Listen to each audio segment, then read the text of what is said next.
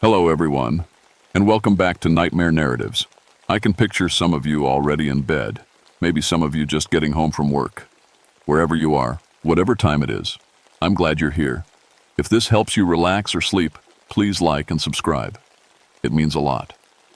Now let's get you comfortable, and I'll tell you tonight's story. My name is Cornelius Foxworth, but everyone calls me Neil. I've been a park ranger in the Great Smoky Mountains for 13 years now, and I've seen just about everything these hills can throw at a man.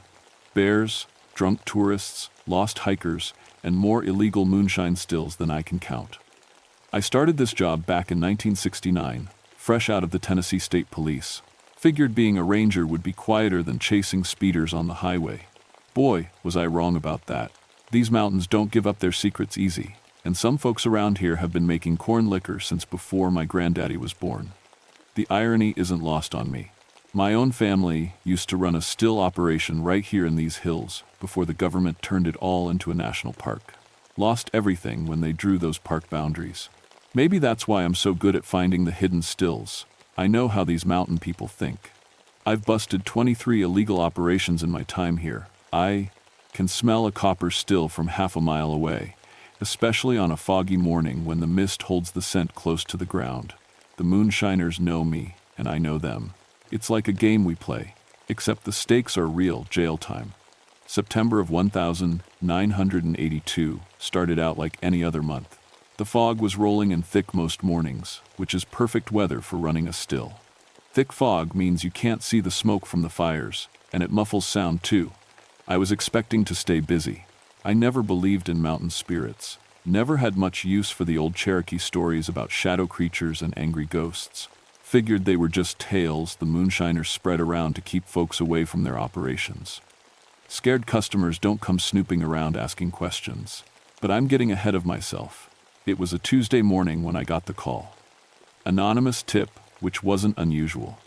Sometimes the moonshiners turn each other in when business gets too competitive.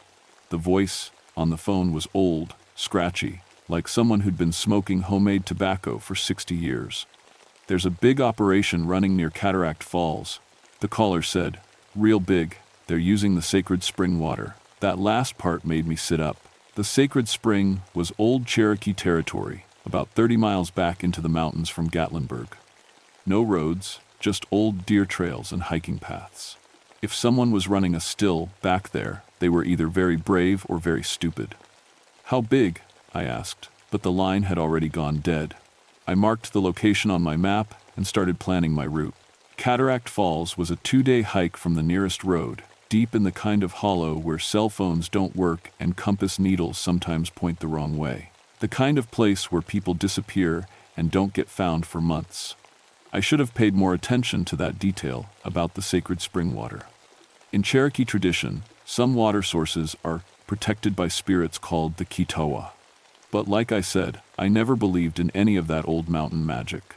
I packed my gear that evening, camping equipment, evidence collection kit, camera, and my service revolver, standard procedure for investigating remote still operations. I planned to hike in Wednesday morning, spend Wednesday night observing the operation, then move in Thursday to make arrests. The weather report called for heavy fog, which would make hiking dangerous but would also give me good cover for surveillance. I've done this dance dozens of times before. Get in quiet, document everything, call for backup, then close them down. Simple and clean. At least, that's how it was supposed to work. I started the hike at dawn Wednesday, with fog so thick I could barely see 10 feet ahead. The trail to Cataract Falls winds through some of the oldest forest in the park, where the trees grow so close together they block out most of the sunlight even on clear days. The first thing I noticed was the silence. Usually these woods are full of sound, birds, squirrels, insects buzzing. But that morning, everything was quiet as a graveyard. Even my footsteps seemed too loud, like the forest was holding its breath. About 2 hours in, I started smelling something wrong. Not the usual copper and corn mash smell of a moonshine operation. This was something else. Metallic, like old pennies, with an undertone that reminded me of standing water that's been sitting too long in the sun. The fog was moving strange too. Instead of drifting with the wind, It seemed to flow in patterns, like it had a mind of its own. I've spent 13 years in these mountains, and I know how weather works up here. This wasn't natural. I stopped to check my compass and nearly dropped it. The needle was spinning slowly in circles, unable to find magnetic north. I tapped the glass, figured moisture had gotten inside, but the spinning continued. That's when I noticed my radio was picking up nothing but static. Equipment problems happen in the backcountry. Moisture, temperature changes, electrical interference from storms. I told myself it was normal and kept hiking. The smell got stronger as I got closer to the falls. That metallic scent was mixing with something else now, the unmistakable aroma of fermenting corn mash. So there really was a still operation back here. The tipster hadn't been lying. But when I finally reached the ridge overlooking Cataract Falls, what I saw below made my blood run cold. There was a still, all right, or what was left of one. The copper pot was split clean in half, not cracked or dented like it had been hit with something, but split like someone had taken a giant knife and sliced it down the middle. The wooden mash barrels were arranged in a perfect circle around the ruined still, which made no sense. Moonshiners don't arrange their equipment like some kind of ritual. And there were bodies. 3 men, positioned around the circle of barrels, each one facing inward toward the destroyed still. They weren't lying where they'd fallen. Someone had arranged them that way, hands folded across their chests like they were laid out for burial. I'd seen death before, both as a state trooper and a ranger. Heart attacks, hunting accidents, the occasional overdose. But I'd never seen anything like this. The bodies looked empty, like something had been drained out of them, leaving behind just skin and bone. I climbed down into the hollow, fighting against every instinct that told me to turn around and hike back out. This was a crime scene now, which meant it was my job to secure it and document everything. The first body I examined was Billy Hopper, a local I'd arrested twice before for running small stills. Billy was maybe 45, but he looked like he'd aged 20 years since the last time I'd seen him. His skin was gray and papery, his eyes sunken deep in his skull. But here's the thing that really got to me. There wasn't a mark on him. No bullet wounds, no knife cuts, no signs of violence at all. Billy looked like he'd just faded away. The other 2 bodies were the same. I recognized one as Tommy Chen, another local moonshiner. The third was a stranger, but his clothes suggested he was from town rather than the mountains. All 3 looked like they'd been drained of something essential. I was taking photographs when the fog started moving again. At first I thought it was just the wind picking up, but there wasn't any wind. The air was completely still. The fog was flowing toward me like thick water, moving in ways that defied every law of nature I understood. The temperature dropped 20 degrees in about 10 seconds. I could see my breath, even though it had been warm just moments before. The metallic smell got stronger, and underneath it I caught something else. The scent of deep, cold water. That's when I saw the first shadow. It moved across the fog like a person walking, but there was nobody there to cast it. Just a human-shaped darkness sliding through the mist, independent of any light source that could have created it. I blinked hard, figured the stress and the weird atmosphere were playing tricks on my eyes. But when I looked again, there were 3 shadows now, moving in a slow circle around the ruined still. The shadows were heading toward me. I backed away from the still, my hand moving instinctively to my service weapon. But what do you shoot at a shadow? What do you arrest when there's nobody there? The fog thickened until I couldn't see more than 3 feet in any direction. The shadows disappeared into the gray wall of mist, but I could feel them out there, watching me. The temperature kept dropping until my fingers went numb. I stumbled backward until I hit a tree, then used it to guide myself away from the still. I needed to get out of that hollow, get back to high ground, where I could think clearly and figure out what I'd really seen. But as I climbed up the ridge, I heard something that made me stop cold. Water. The sound of flowing water, coming from behind me. Cataract Falls had been dry for 3 months due to the drought. There shouldn't have been any water flowing at all. I turned around and looked back down into the hollow. Through the fog, I could see a stream of dark water flowing around the ruined still, forming a perfect circle. The water was black as motor oil, and it reflected no light at all. That's when I ran. I didn't stop running until I reached my campsite 2 miles away. By then the fog had cleared and the afternoon sun was shining like nothing had happened. I set up my tent with shaking hands and tried to think through what I'd seen. 3 bodies arranged in a ritual pattern. Equipment destroyed by impossible forces. Shadows moving without anything to cast them. And water flowing where no water should be. I was a rational man. 13 years as a ranger, 5 years as a state trooper before that. I dealt in facts and evidence, not ghost stories and mountain legends. There had to be a logical explanation. Maybe the still had exploded, killing the 3 men. Maybe I'd been seeing things in the strange fog and weird lighting. Maybe the stress of finding bodies had made me imagine shadows and impossible water. But I couldn't explain away the condition of those bodies, or the way the equipment had been split so cleanly, or the perfect circle of barrels that no explosion could have arranged. I radioed headquarters, but all I got was static. My backup radio gave me the same thing. Even my emergency beacon wasn't working. Whatever was interfering with electronics in this area was stronger than anything I'd encountered before. That night, I barely slept. Every sound in the forest seemed too loud, too close. Branches breaking that sounded like footsteps, wind through the trees that sounded like whispers. And underneath it all, the distant sound of flowing water that shouldn't exist. Thursday morning, I hiked back to the still site to finish documenting the scene.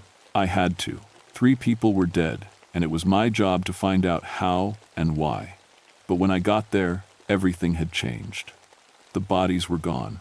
Not moved, not dragged away, just gone, like they'd never been there at all.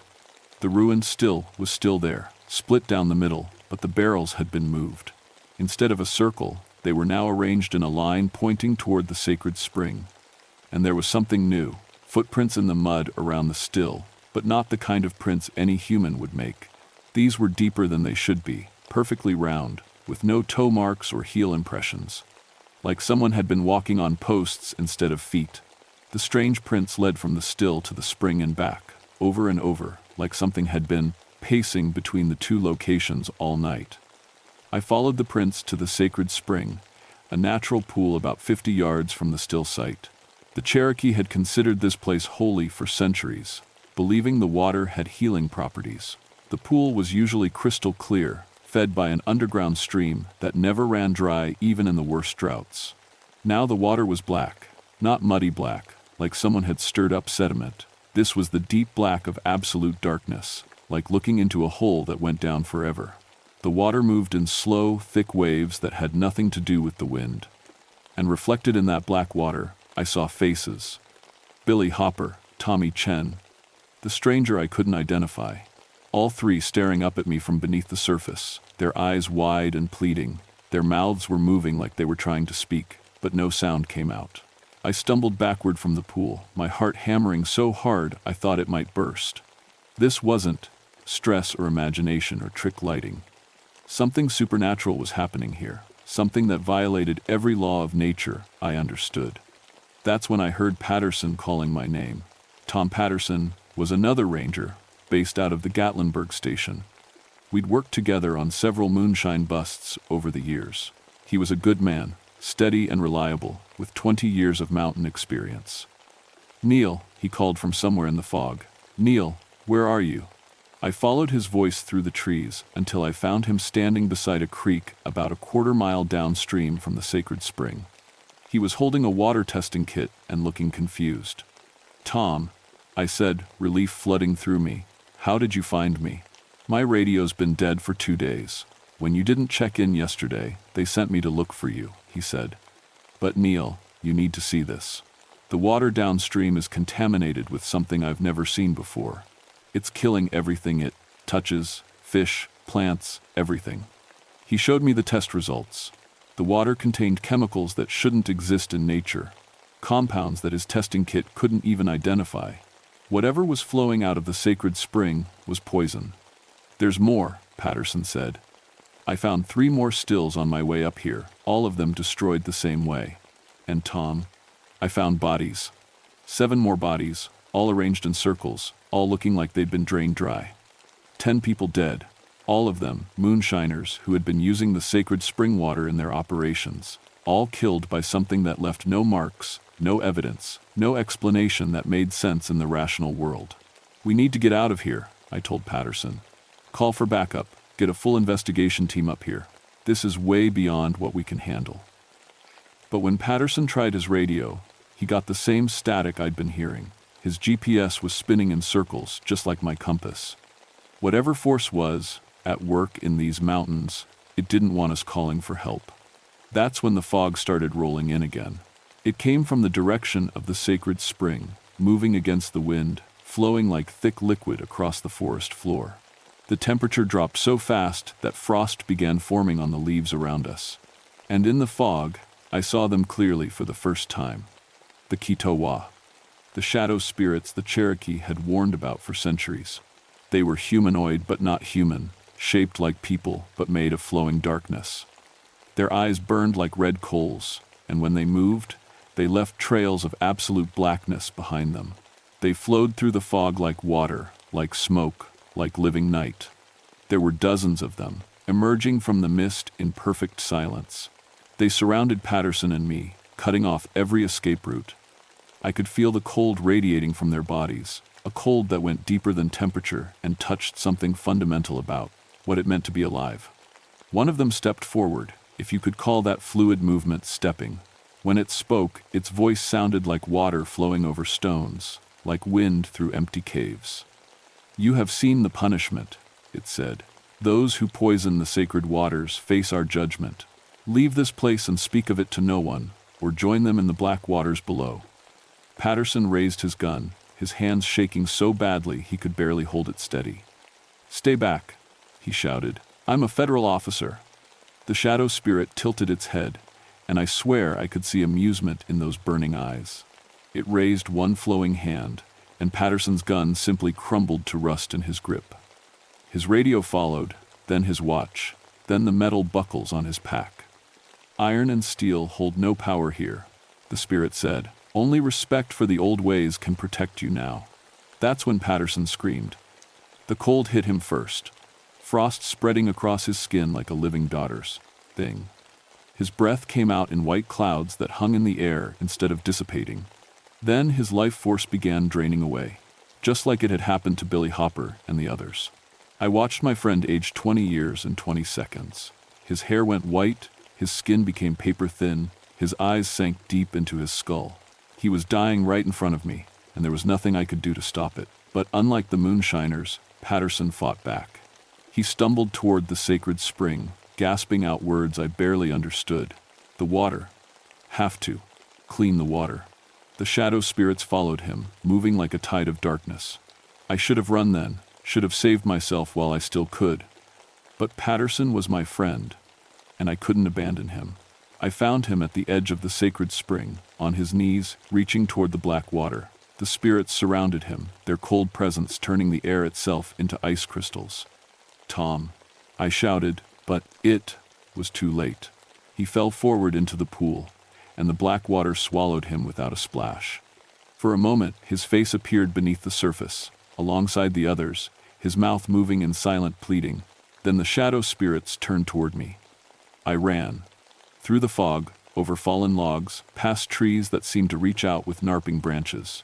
The shadow spirits flowed behind me like a dark tide, and their cold presence made the air so thick I could barely breathe. But I couldn't outrun them. Every time I thought I'd gained some distance, they appeared in front of me, flowing out of the fog like living nightmares.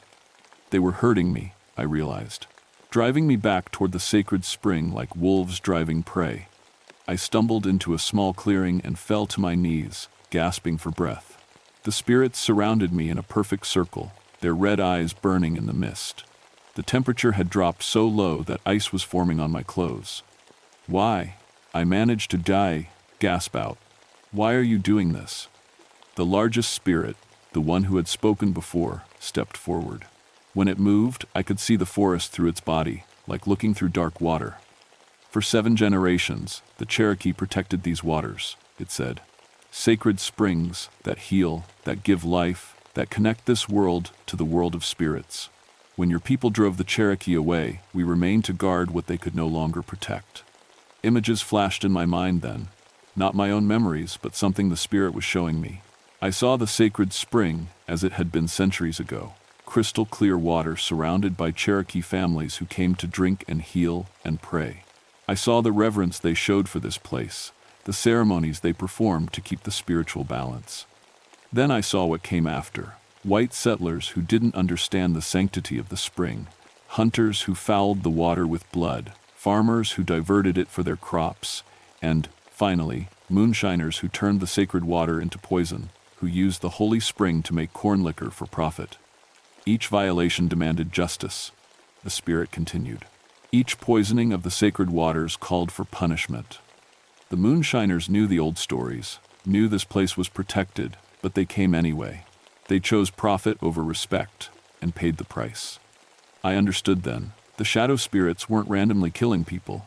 They were protecting the sacred spring from contamination, just as they had been doing for generations.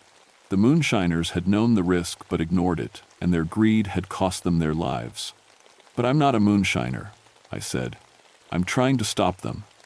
The spirit's red eyes focused on me with laser intensity. "Your family ran stills in these mountains for 3 generations. Your grandfather used water from this very spring. The debt has not been paid." My blood turned to ice water. My grandfather had indeed been a moonshiner, and my father, before he died, had told me stories about the old family still, but I'd never known they'd used the sacred spring water. "That was decades ago," I protested. "I had nothing to do with that." "The debt passes to the children," the spirit said, "unless the children choose to make it right." The cold was so intense now that I could feel ice forming in my lungs. My hands were numb, my feet were numb, and that terrible draining sensation was starting in my chest. Whatever these spirits did to kill their victims, it was beginning to happen to me. But through my fear, I remembered something Tom Patterson had said just before he died. Something about cleaning the water. What if I could restore the spring? I gasped out. What if I could make it clean again? The spirits paused. The draining sensation stopped, though the cold remained. "Speak," the largest spirit commanded. "The contamination," I said, fighting to keep my voice steady. "It's from the still operations upstream. If I destroy all the equipment, remove all the contaminated material, stop anyone else from coming here. Would that be enough? Would that settle the debt?" The spirits moved closer, and I could feel them examining me somehow, looking not just at my body but at my intentions, my soul. "You would become the guardian," the spirit said finally. "You would ensure no further poisoning occurs. You would protect what the Cherokee protected, honor what they honored. This would be your life's work, your sacred duty." It wasn't really a choice. I could agree to become the guardian of the sacred spring, or I could die here and join Tom Patterson and the others in the black water below. But as I thought about it, I realized it wasn't a bad choice. I'd spent 13 years protecting these mountains from various threats. This would just be a different kind of protection. "I agree," I said. The spirit nodded slowly. "Then prove your commitment. Destroy the remaining still equipment, remove all contamination from the sacred waters, show the spirits that you honor the old agreements." The cold began to recede, and the fog started to thin. I could move again, could breathe without ice forming in my lungs. The shadow spirits faded back into the mist, but I could feel them watching, waiting to see if I would keep my word. I spent the next 6 hours destroying every piece of moonshine equipment I could find. Copper stills, fermentation barrels, coil condensers, everything. I hauled the ruined metal and wood far from the spring and buried it deep. I found containers of chemical additives and poured them out in areas where they wouldn't contaminate groundwater. Then I began the process of cleaning the sacred spring itself. I'd brought water purification tablets in my pack, though I knew they wouldn't be enough for this level of contamination. But as I worked, something strange happened. The water began clearing on its own, as if the spring had some natural ability to heal itself once the source of contamination was removed. It took hours, but gradually the black water returned to crystal clarity. The faces I'd seen beneath the surface faded away, and the pool began to look like a normal mountain spring again. As the sun set, I knelt beside the restored spring and drank from it. The water was cold and clean, with a taste like nothing I'd ever experienced. It was like drinking liquid starlight, like swallowing the essence of the mountains themselves. That's when I felt them return. The shadow spirits emerged from the trees, but this time they didn't bring the killing cold. They moved around me in a slow circle, and I could sense their approval. "It is done," the largest spirit said. "The debt is paid, The sacred waters flow clean. You are now the guardian of this place. Protect it well." They faded into the darkness, leaving me alone beside the spring. But I didn't feel alone. I could sense their presence in the trees, in the wind, in the water itself. They would always be here, watching, ready to defend this sacred place from anyone who would harm it. I hiked out the next morning and filed my report. 3 rangers lost to a gas leak from an illegal still operation. That was the official story. The bodies were never found, and the investigation was closed within a week. Nobody questioned why I was the only survivor, or why I requested a permanent transfer to the Cataract Falls area. That was 43 years ago now. I'm 78 years old, officially retired, but I still live in a cabin near the sacred spring. Still hiking these trails every day, still watching for anyone who might threaten the waters. The moonshine operations move to other areas pretty quickly. Word gets around in the mountains, even without official reports. The old-timers remember the Cherokee stories, and they know better than to mess with spirits that kill. The few who tried to set up stills near the sacred spring over the years, well, let's just say they learned their lesson and moved on. I've seen the shadow spirits many times since that first encounter. Usually just glimpses in the fog, or movement in my peripheral vision. Sometimes, on the anniversary of that September day in 1982, they materialize fully, and we acknowledge each other with nods of mutual respect. They're not evil, these spirits. They're guardians, protectors of something sacred that most people have forgotten how to value. The Cherokee understood that some places are more than just land and water. Some places are doorways between worlds, connections to something larger than ourselves. My job isn't to arrest people anymore. It's to educate them, to help them understand why certain places deserve respect. Most folks listen when I explain about the Cherokee history and the environmental sensitivity of the area. The few who don't listen, well, the spirits are still watching. The sacred spring runs clear and cold now, just as it did centuries ago. Wildlife has returned to the area. Deer, birds, even a black bear family that comes to drink from the pool. The water has that same taste of liquid starlight, and sometimes I see people hiking in to drink from it, to experience something they can't find anywhere else. I never married, never had children. This place became my family, my purpose, my life's work. Some folks might say I've wasted my years playing guardian to a pool of water and a bunch of ghost stories. But I know better. I've seen what happens when people forget that some things are sacred. I've witnessed the price of treating everything as just another resource to be exploited. And I've learned that sometimes the old ways, the old agreements, the old respect for forces we don't fully understand, sometimes those old ways are the wisest ones. The fog is rolling in tonight, thick and white like it was that September day. 43 years ago. I can see shadows moving in it, familiar shapes that have become my companions over the decades. The temperature is dropping, but it's not the killing cold anymore. It's the coolness of evening, of autumn, of time passing but some things remaining eternal. Tomorrow I'll hike the trails again, check the spring, watch for anyone who might not understand what this place means. The day after that, I'll do the same. And the day after that, until my body gives out, until my own time comes to join the spirits in whatever realm they inhabit, I'll keep my promise. I'll guard the sacred waters and honor the old agreements.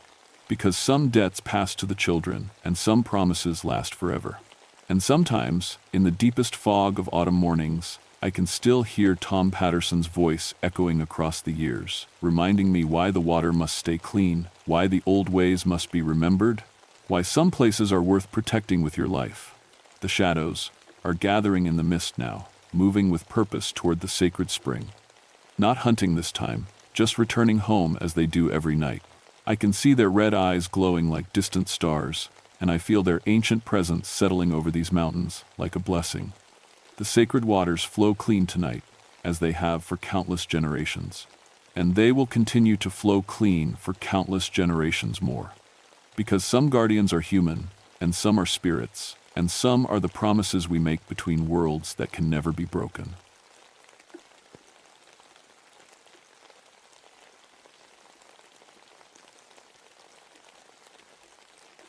My name is Thaddeus Ironwood, but everyone calls me Thad. For 17 years, I've been a forest ranger in Virginia's Jefferson National Forest, and I've spent every one of those years trying to make up for what my family did to these mountains.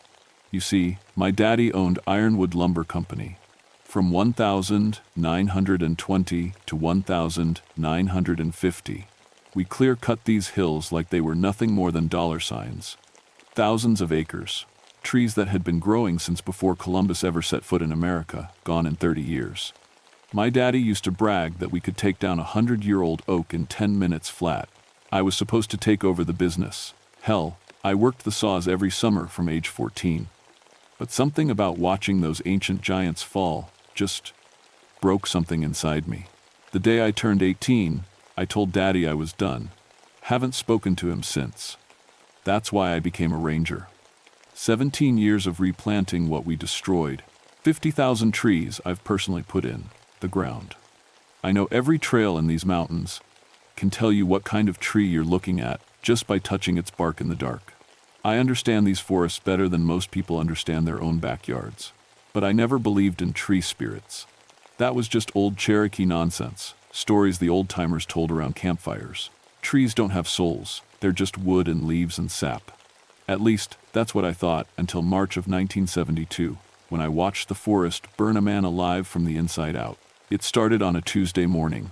Late winter in the mountains is unpredictable, could be 20 degrees at dawn and 60 by afternoon. I was checking on some of my replanting sites up near Mount Rogers when I smelled something that didn't belong. Sawdust. Fresh sawdust. Now, there hadn't been legal logging on Mount Rogers in over 20 years. The whole area was protected wilderness. But that smell was unmistakable. I'd grown up breathing it. I followed my nose about a quarter mile through the underbrush until I found them. 3 men with chainsaws, working over what had to be a 300-year-old chestnut. The tree was massive, maybe 8 feet across, and they'd already cut halfway through. "Hey," I shouted, crashing through the brush. "You can't cut here. This is protected land." The biggest one, a heavy-set guy with arms like tree trunks, shut off his saw and turned to me. "Says who?" I showed him my ranger badge. Says the United States Forest Service. "You're looking at serious federal charges here." The guy laughed. "Relax, ranger boy. We got permits." "Not for this area. You don't. And not for trees this old." That's when I noticed something wrong with the tree they'd been cutting. Where the saw had bitten into the trunk, the wood wasn't the normal pale color of healthy chestnut. It was dark red, almost black. And it was wet. "Jesus," I whispered, moving closer. "What the hell?" The tree was bleeding. Not sap. Sap is clear, or amber. This was thick and red, flowing down the bark like blood from an open wound. I'd been working these forests for 17 years, and I'd never seen anything like it. The big logger noticed me staring. "Weird, ain't it? Been like that since we started cutting. Never seen a tree bleed before." "You need to stop," I said, though I wasn't sure why. Something about the sight of that red liquid made my skin crawl. "Leave the tree alone and get out of here." "Or what?" Before I could answer, we all heard it. A sound like screaming. But not human screaming. It was higher, thinner, like the sound green wood makes when it burns, but stretched out and agonized. The sound was coming from the tree. We all stood there, for maybe 10 seconds, listening to that impossible noise. The other 2 loggers had gone pale. Even the big guy looked shaken. "Pack it up," he said finally. "We'll come back tomorrow." I watched them load their gear and head down the mountain. Then, I walked around that tree for nearly an hour, trying to figure out what I'd seen. The bleeding had stopped, but dark stains still marked the bark where the saw had cut. I touched one of the stains. It felt warm. Trees don't bleed. Trees don't scream. And they sure as hell don't run fever. But I'd seen what I'd seen. That night, I called my supervisor, Ranger Caldwell, and told him about the illegal loggers. I didn't mention the bleeding or the screaming. How do you put something like that in a report?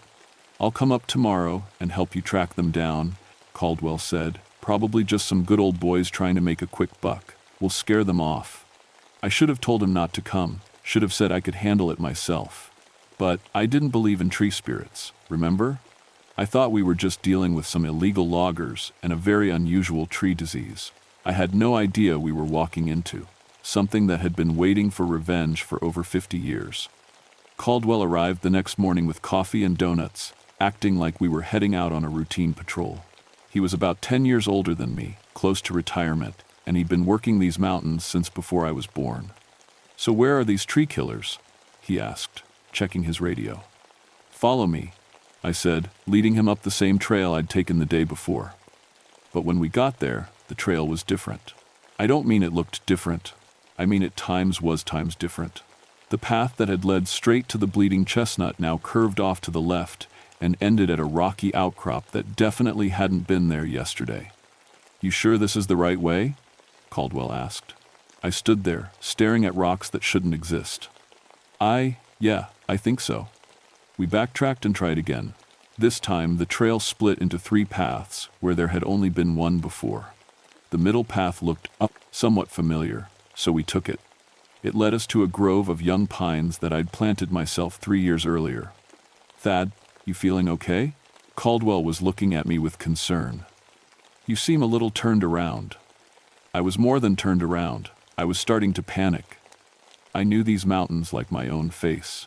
I could navigate them blindfolded, but somehow, between yesterday and today, the forest had rearranged itself. "Let's try the GPS," Caldwell suggested.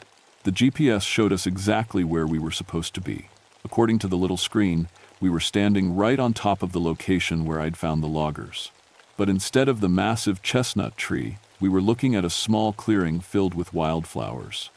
"Maybe you got confused yesterday," Caldwell said gently. "These mountains all look alike after a while." I was about to argue when we heard the chainsaws. The sound was coming from deeper in the forest, maybe half a mile away. We followed it, pushing through underbrush that seemed thicker than it should be, until we found them. The 3 loggers were there, all right, but they weren't cutting trees anymore. They were standing in a circle around their equipment, which was scattered across the ground like it had been thrown by a giant. The chainsaws had been torn apart, not broken, torn apart. Metal pieces lay everywhere, twisted into shapes that made no sense. And the men weren't moving. "Hello," Caldwell called out. "Forest Service, is everyone okay?" No answer. We got closer. The loggers were dead. All 3 of them. But they didn't look like they'd been killed by anything normal. Their clothes were intact, no visible wounds, no blood. They just looked burned. But burned from the inside somehow. Their skin was gray and cracked, like charcoal, and their eyes were gone, just empty black sockets that seemed to go deeper than they should. "Sweet Jesus," Caldwell whispered. "What happened here?" I was examining one of the destroyed chainsaws. The metal was melted, but not like it had been in a fire. It was warped and twisted like it had been heated up and then squeezed by something incredibly strong. "Look at this," I said, showing Caldwell a piece of the saw's housing. "What kind of heat does this?"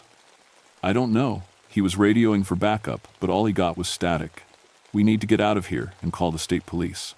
That's when we heard the screaming again. That same thin, agonized sound I'd heard yesterday. But this time it wasn't coming from one tree. It was coming from all around us. Every tree in the grove was making that sound. "Run," I said. We ran. Crashed through the underbrush like a couple of spooked deer, branches tearing at our clothes and faces. Behind us, the screaming got louder, more intense, until it didn't sound like trees anymore. It sounded like voices, human voices, crying out in pain and rage. We didn't stop running until we reached the truck. Caldwell's hands were shaking so bad he could barely get the keys in the ignition. "What the hell was that?" he gasped. "I don't know." But I was starting to have an idea. A crazy, impossible idea that I didn't want to think about. My Cherokee grandmother used to tell stories about the Atsila Sagonai fire spirits that lived in the oldest trees. She said they protected the forest from those who would harm it. When I was little, I thought they were just fairy tales. But what if they weren't? What if my family's 30 years of clear-cutting had awakened something that had been sleeping in these mountains for centuries? Something that remembered every tree we'd cut, every ancient giant we'd destroyed? What if the forest was finally fighting back? We made it to the ranger station and called the state police. They sent up a team to investigate, but they never found the bodies. They never found the destroyed equipment, either. The GPS coordinates led them to an empty clearing surrounded by healthy trees. "You boys, sure you didn't get into some bad mushrooms up there?" the detective asked. But I knew what we'd seen, and I knew it wasn't over.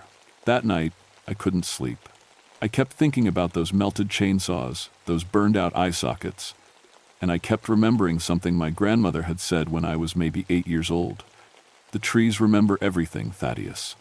Every kindness and every cruelty. And someday, they will judge us all. I was starting to think that Judgment Day had finally come. For 3 days after finding the bodies, I tried to convince myself it had been some kind of accident. Maybe a gas leak from the chainsaws. Maybe lightning. Maybe anything except what I was really starting to believe. Then Caldwell decided to go back up the mountain. "I can't let this go," he told me Friday morning. 3 men are dead, and we don't even have bodies to show for it. Something's not right up there. "Don't go alone," I said. "Wait for me. I'm just going to take another look around. I'll be back by noon." He wasn't back by noon. He wasn't back by sunset. And when I tried to radio him, all I got was static and something that sounded almost like whispering.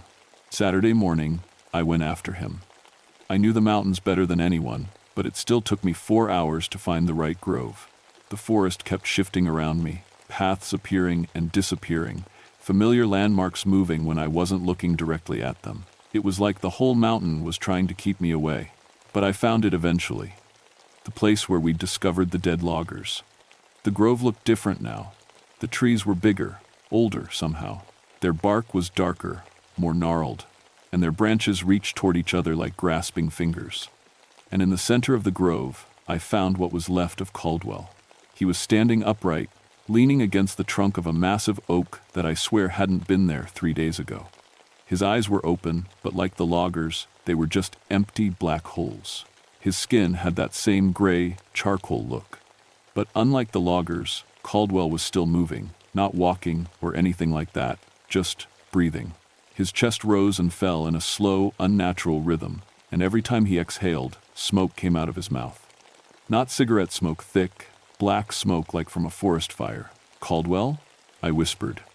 His head turned toward me, those empty eye sockets somehow fixing on my face. When he opened his mouth to speak, I could see flames flickering in his throat. "They remember everything," he gasped, his voice like wind through burning leaves. "Every tree, every cut. Who remembers? Who's doing this?" "The old ones. They've been waiting." That's when I saw them. They emerged from the trees like smoke becoming solid. Humanoid. Shapes made of living flame, their bodies shifting and dancing like fire itself. Their faces were almost human, but their eyes burned like coals, and their hair was made of flames that reached toward the sky. The Atsila Sagonai, fire spirits, tree spirits, whatever you wanted to call them, they were real, and they were furious. "You," one of them said, its voice like a forest fire roaring through dry timber. "Ironwood, we know your blood. We know your crimes." The spirit stepped closer, and I felt the heat radiating from its body. Where its feet touched the ground, the earth smoldered. "Your family cut our hearts," another spirit said. "Destroyed our temples. Murdered our children." I understood now. These weren't just tree spirits. They were the souls of the trees themselves. The ancient chestnuts and oaks that my family had clear-cut. They had become something else when they died, something that burned with rage and the need for revenge. "I didn't cut your trees," I said, backing away. "That was my father, my grandfather. I've spent my whole life trying to fix what they did." "The blood debt remains," the first spirit hissed. "You carry their guilt. You will burn as they should have burned." One of them reached toward me with a hand made of flames. I stumbled backward, tripped over a root, and hit the ground hard. The spirit loomed over me, its fiery fingers inches from my face. "Wait," I gasped. "I know what you are. My grandmother told me stories. You're the guardians, the protectors. You don't just kill for revenge, you judge." The spirit paused. "What would you know of judgment, tree killer? I know you protected these forests for thousands of years before my family ever got here. I know the Cherokee respected you, honored you, and I know I owe you a debt." The spirits gathered around me in a circle. The heat from their bodies was incredible. I could feel my clothes starting to singe, my skin beginning to burn. But they weren't touching me yet. "Speak your debt," the first spirit commanded. I looked around at the grove, at the massive trees that seemed to have grown decades in just a few days. I thought about Caldwell, still breathing smoke against that oak trunk. I thought about my 17 years of replanting, my 50,000 trees.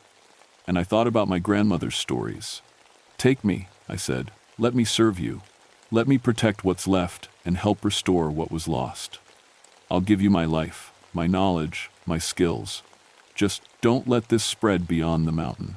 Don't hurt people who had nothing to do with what my family did." The spirits looked at each other, communicating in whispers of flame and smoke. Finally, the first one spoke. "You would serve us, become our guardian in the world of flesh? Yes. You would tend our groves, plant our children, protect our sacred places? Yes, for as long as I live. And when you die, you would join us in the bark and leaf, become one with the forest eternal?" I thought about that. Becoming a tree spirit when I died. Spending eternity as a guardian of the woods, watching over the mountains I'd grown to love. "Yes," I said. "I accept." The spirit reached down and touched my forehead with one burning finger. Pain exploded through my skull, but I didn't scream. I felt something changing inside me, something fundamental shifting in my bones and blood. When the pain stopped, the world looked different. I could see the life force flowing through every tree, every plant. I could hear their voices, whispering secrets of growth and death and rebirth. I could feel their pain where axes had bitten, their joy where new shoots pushed through the soil. I had become something between human and spirit, a bridge between two worlds. "Rise, guardian," the spirit said. "Your true work begins now." The transformation wasn't gentle. For 3 days, I burned with fever as something fundamental rewrote itself in my blood. When it was over, I could still pass for human, but I wasn't the same man who'd climbed Mount Rogers that morning. I could feel every tree in the forest now, their pain when branches broke, their thirst during dry spells, their ancient memories stretching back centuries. And I could feel their rage, the deep, patient fury of the old growth toward those who would destroy without thought. The fire spirits hadn't disappeared, they'd just become quieter, waiting, watching through bark and leaf for the next threat to their domain. Poor Caldwell was different too. The spirits had burned him out from the inside, but they'd left just enough to serve as a warning. He could speak, after a fashion, though his words came out as smoke and ash. He stayed in the grove now, a living scarecrow to frighten away any who might threaten the trees. "Can you help him?" I asked the spirits. "He trespassed in our sacred place," came the reply from a massive oak that had to be 500 years old. "But he was not the enemy. He will serve a time, then rest." I understood. Caldwell would guard the grove until he'd paid for accidentally disturbing their sanctuary. Then they'd let him die properly. It wasn't cruel by spirit standards, it was mercy. The real test came 2 weeks later. I was checking my normal patrol routes when I heard chainsaws again. Not up on Mount Rogers this time, but down in the valley where I'd planted a grove of young chestnuts 5 years earlier. I found them easily enough, a 4-man crew with a truck and trailer, cutting down my saplings to clear land for a hunting cabin. They'd already destroyed about an acre of my work. The old me would have written them citations, called for backup, gone through proper channels. The new me felt every cut like a knife in my chest. "Stop," I called out, walking into their clearing. The crew leader shut off his saw. "We got permits. Ranger, you can check with the county office." "No," I said, feeling heat building behind my eyes. "You don't understand. Those trees. They're not just trees. What the hell's that supposed to mean?" I could feel them stirring the fire spirits in the bark of the remaining saplings. My trees. My children. The crew leader couldn't see them yet, but I could. Wisps of flame beginning to curl around the young trunks. "You need to leave," I said. "Now. Before they decide you're a threat." "Before who decides?" "Look, buddy, I don't know what your problem is, but," one of his crew members screamed. The man had been cutting a young chestnut when his chainsaw suddenly burst into flames. Not the engine, the whole saw, including the metal bar and chain. It burned white-hot for maybe 3 seconds, then melted in his hands like a candle in a furnace. "What the fuck?" the crew leader shouted. The other saws died at the same moment, just stopped running, like someone had flipped a switch. The men looked around nervously as the forest went dead quiet. "Leave," I said again. Please, I'm trying to save your lives. But it was too late. I could see them now, emerging from the young trees like flames come to life. The Atsila Saganai, ready to protect their grove. The crew leader pulled a pistol from his belt. I don't know what kind of game you're playing, Ranger, but he never finished the sentence. A spirit materialized directly in front of him, its burning hand closing around the gun. The metal glowed red, then white, then simply disintegrated. The man screamed and clutched his burned hand. "Run!" I shouted. They ran. All four of them, crashing through the underbrush like panicked deer. The spirits let them go. They'd made their point. I stood alone in the clearing, looking at the destroyed saplings. 50 trees, 5 years of growth, cut down in an hour. We could have burned them all, one of the spirits said, coalescing beside me. Why did you protect the tree killers? Because they didn't know, I said. They're not evil, just ignorant. If we kill everyone who doesn't understand, how do we teach them to do better? The spirit considered this. You think like a tree now, Guardian. Patient. Long thinking. Good. Over the following months, I learned the true scope of my new responsibilities. The fire spirits had been content to hide in the deepest forests, protecting only the most ancient groves. But with my help, they could extend their influence. Every tree I planted became a potential vessel for their power. Every grove I tended became a sanctuary, and people noticed. Logging operations began reporting equipment failures near my patrol areas. Chainsaws that wouldn't start, trucks that overheated for no reason. Nothing deadly, just inconvenient enough to encourage them to work elsewhere. The Cherokee elders started visiting me. They'd heard stories, they said, old stories about fire spirits and forest guardians. They brought gifts, tobacco, sage, sweet grass for ceremonies. Your grandmother would be proud, one of them told me. She always said the spirits would choose a guardian when the time was right. How did she know? Because she was chosen once too. Long ago, when she was young, but her time ended when the old ways nearly died. The spirits have been waiting for someone new. I thought about my grandmother, dead now for 15 years. Had she carried this same burden? Had she felt every tree that fell, every forest that burned? Does it ever get easier? I asked. The elder smiled sadly. Trees live longer than men, Guardian, but they understand patience better too. You'll learn. He was right.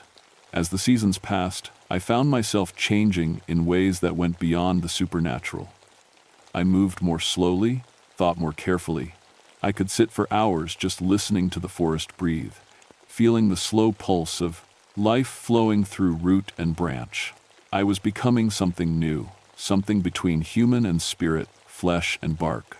And for the first time in my life, I felt like I was doing exactly what I was meant to do. 20 years have passed since that day on Mount Rogers. I'm 61 now, though people say I don't look a day over 50. Tree time moves differently than human time. The Forest Service thinks I'm the best ranger they've ever had. No illegal logging in my territory. No major fires. The old growth areas are thriving, and my reforestation projects have been more successful than anyone expected. They don't ask questions about my methods. They can't see what I see, the network of spirits flowing through every grove I've planted, every ancient tree I've protected. The fire spirits have spread through 100 square miles of forest now, carried in the roots and seeds of my trees. This whole region has become their domain. Caldwell's still up there in the grove, though you'd hardly recognize him now. Bark has begun growing over his skin, and his feet have rooted themselves to the earth. In another few years, he'll complete the transformation. The spirits say he'll become a mighty oak, patient and wise. He seems peaceful about it. I visit him sometimes, to talk about the old days and the work we're doing. He can't speak anymore, just rustles his leaves in the wind. But I understand. Other rangers have started reporting strange things in forests across Virginia, North Carolina, Tennessee. Equipment failures, trees that seem to move overnight, ancient groves where the wildlife behaves differently. The spirits are spreading, grove by grove, tree by tree. They're patient, they have all the time in the world. And they're not just in the mountains anymore. Last month, I got a call from a ranger in Shenandoah National Park. Strangest thing, Thad. We had a crew come in to clear some dead timber, and their saws just stopped working. All of them, at the same time. Trees weren't even dead healthiest chestnuts I'd ever seen. I smiled. Sometimes equipment just fails. Yeah, but here's the weird part. The crew leader swore he saw. Well, he said people made of fire walking between the trees. Probably just heat shimmer, right? Probably. The spirits are teaching me new things all the time. How to hear the songs of individual trees, how to feel the health of an entire forest through my fingertips, how to encourage growth with just a touch, how to sense disease or damage from miles away. And they're teaching me about patience. Tree patience. The kind that measures time in decades and centuries instead of minutes and hours. My family's lumber company is gone now, went bankrupt in the 80s when environmental regulations made clear-cutting too expensive. The ironwood name died with my father, who never forgave me for becoming a ranger instead of carrying on the family business. But the forests remember. Every tree my family cut, every ancient grove they destroyed, lives on in the memory of the spirits. And slowly, carefully, we're bringing them back. I have no children of my own, but I've planted thousands of trees. Each one carries a spark of the fire spirit's power. Each one extends their protection a little further into the world. Sometimes, late at night, I can feel my own roots beginning to grow. Not literal roots, not yet, but connections, bonds to the earth that go deeper than blood or bone. The spirits say that when my time comes, I'll have a choice. I can die like a normal human, or I can become what Caldwell is becoming. A guardian tree, watching over the forest forever. I think I know which choice I'll make, but that's still years away, maybe decades. I have work to do first, trees to plant, groves to protect. A new generation of rangers to train, even if they never understand exactly what they're protecting. The fire spirits are patient. They've waited centuries for justice, and they'll wait centuries more if they have to. But they're not waiting passively anymore. They're growing, spreading, reclaiming what was stolen from them, one forest at a time. And I'm helping them do it. People ask me sometimes why I never married, never had a family of my own. The truth is, I do have a family that stretches across thousands of acres and includes creatures of bark and leaf, flame and memory. My name is Thaddeus, Ironwood, and I'm the guardian of something older and more powerful than most people could ever imagine. Something that's been sleeping in these mountains for far too long, but it's awake now, and it remembers everything.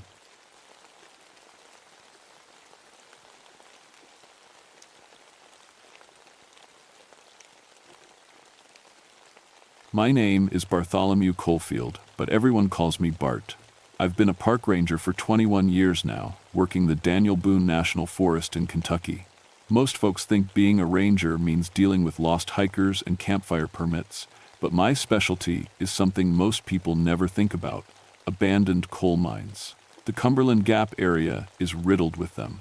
Old shafts and tunnels from the mining boom days, some going back to the 1,920 seconds. My job is to find these death traps and seal them up before some kid falls in and never comes out.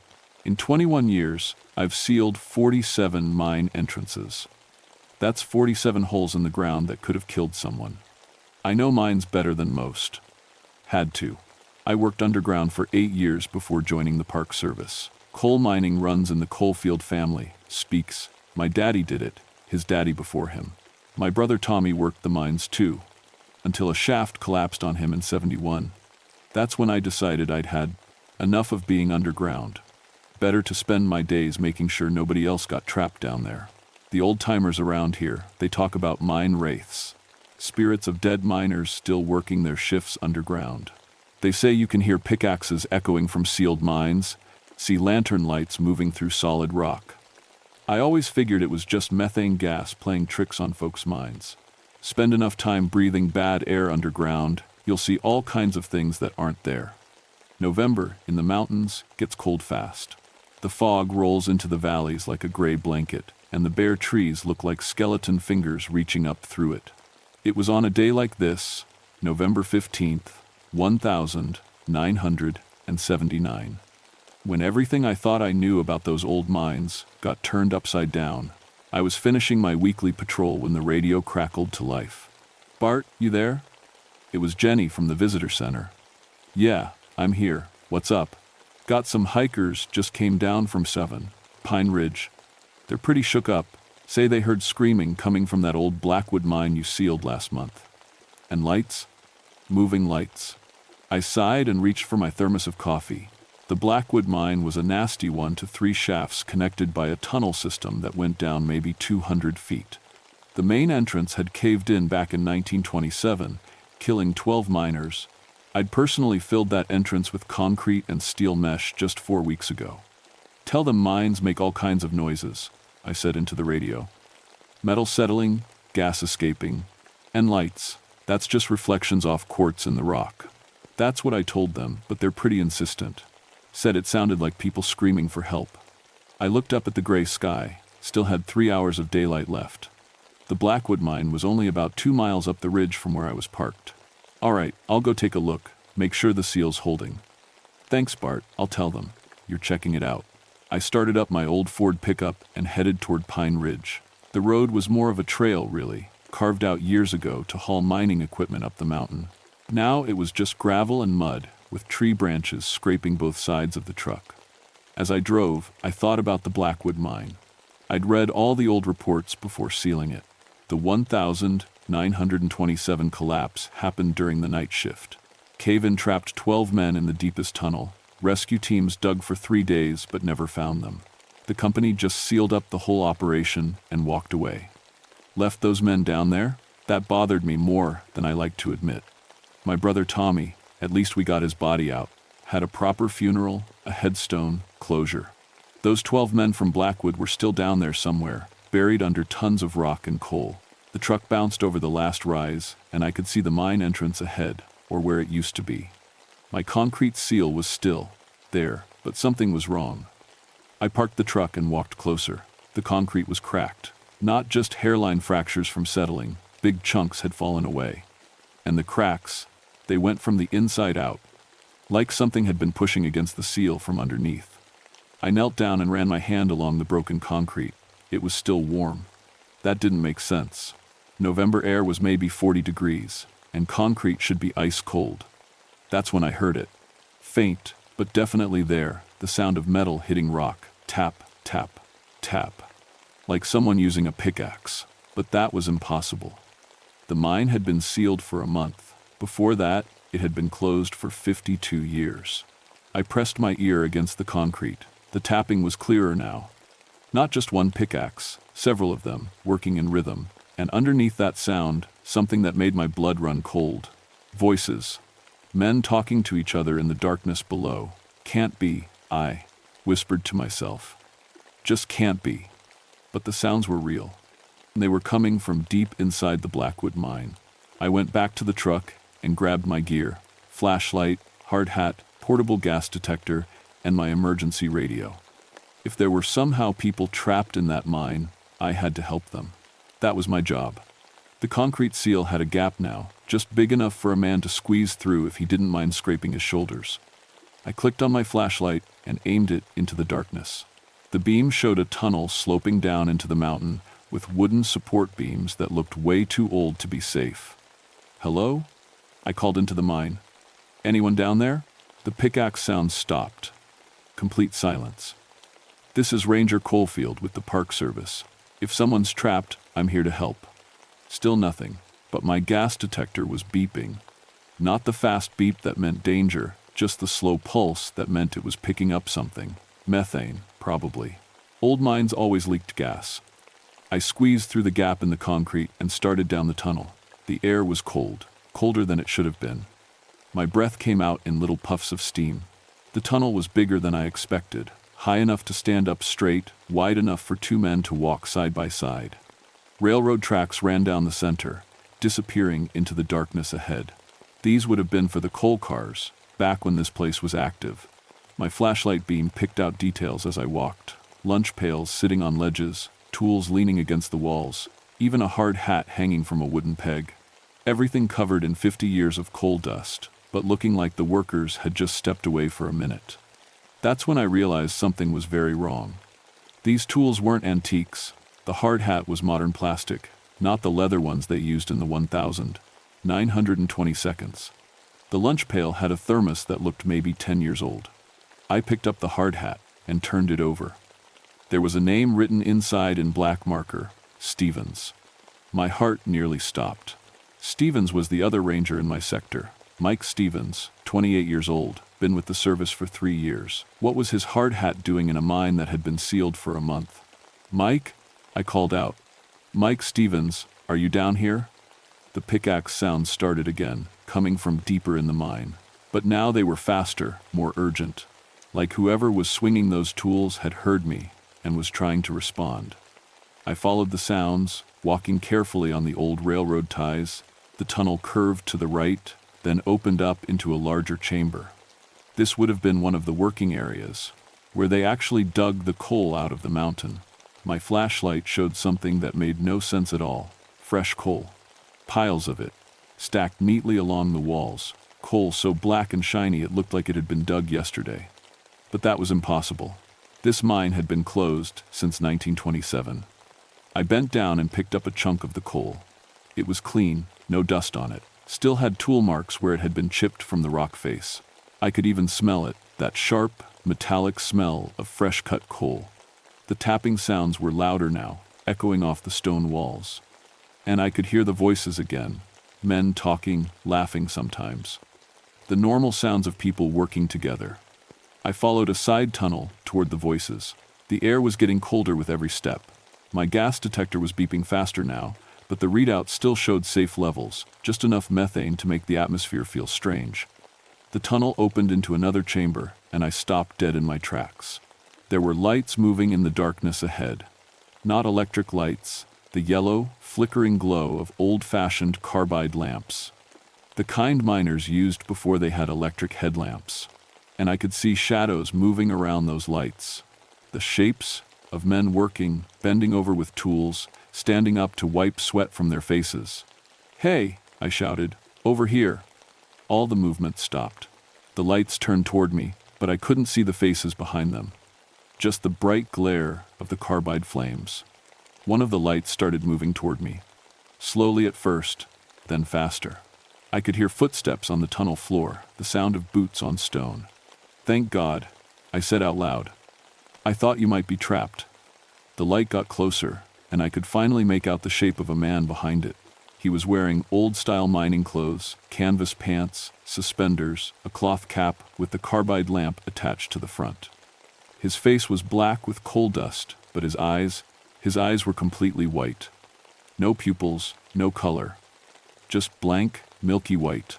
I stumbled backward, almost dropping my flashlight. What the hell? The man with the white eyes opened his mouth to speak, but no words came out. Just a sound like air, escaping from a punctured tire. He reached toward me with one hand, and I could see that his fingers were way too long, stretching out like pale spiders. I turned and ran. Behind me, I heard more footsteps. Not just one person, a whole group of them, all moving through the tunnels. The carbide lights were following me, bobbing up and down as their owners ran. I made it back to the main tunnel and kept running toward the entrance. My flashlight beam bounced crazily as I stumbled over the railroad ties. I could hear them behind me, dozens of footsteps, getting closer. I reached the tunnel entrance and squeezed through the gap in the concrete seal. Kept running until I got to my truck, then turned around to look back. The mine entrance was dark and quiet. No lights, no sounds, like nothing had happened at all, but I still had Mike Stevens' hard hat in my hand. I grabbed my radio and called Jenny at the visitor center. "Jenny, where's Mike Stevens today? What's his assignment?" Static for a moment, then her voice came back. "Mike, he's on tunnel inspection. Left this morning to check some old mine seals up on Pine Ridge." "Pine Ridge? Which mines?" "Let me check his route card. Blackwood, Cedar Hollow, and the 3 shafts up on Kettle Rock." "Why? Is something wrong?" I looked down at the hard hat in my hands.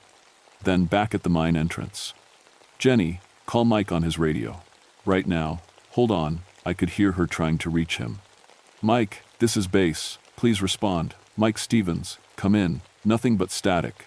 "Bart, he's not answering. His radio might be dead, or he could be in a dead zone." I knew better.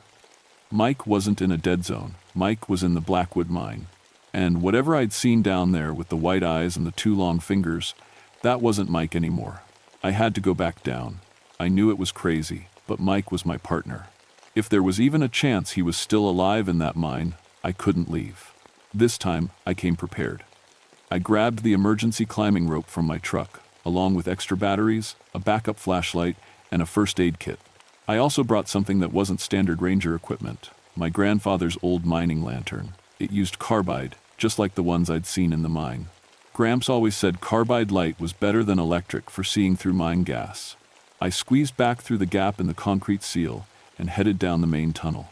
Everything looked the same as before, the old tools, the lunch pails, the railroad tracks, but something felt different. The air was thicker, like before a thunderstorm. My gas detector was going crazy. The methane levels were jumping around, normal 1 second, dangerously high the next. That meant gas pockets were opening and closing somewhere in the mine. Not good. I lit my grandfather's carbide lantern. The yellow flame cast dancing shadows on the tunnel walls, but it gave off more light. Then my flashlight. I could see farther into the darkness. That's when I noticed the footprints. They were in the coal dust on the tunnel floor, boot prints going deeper into the mine.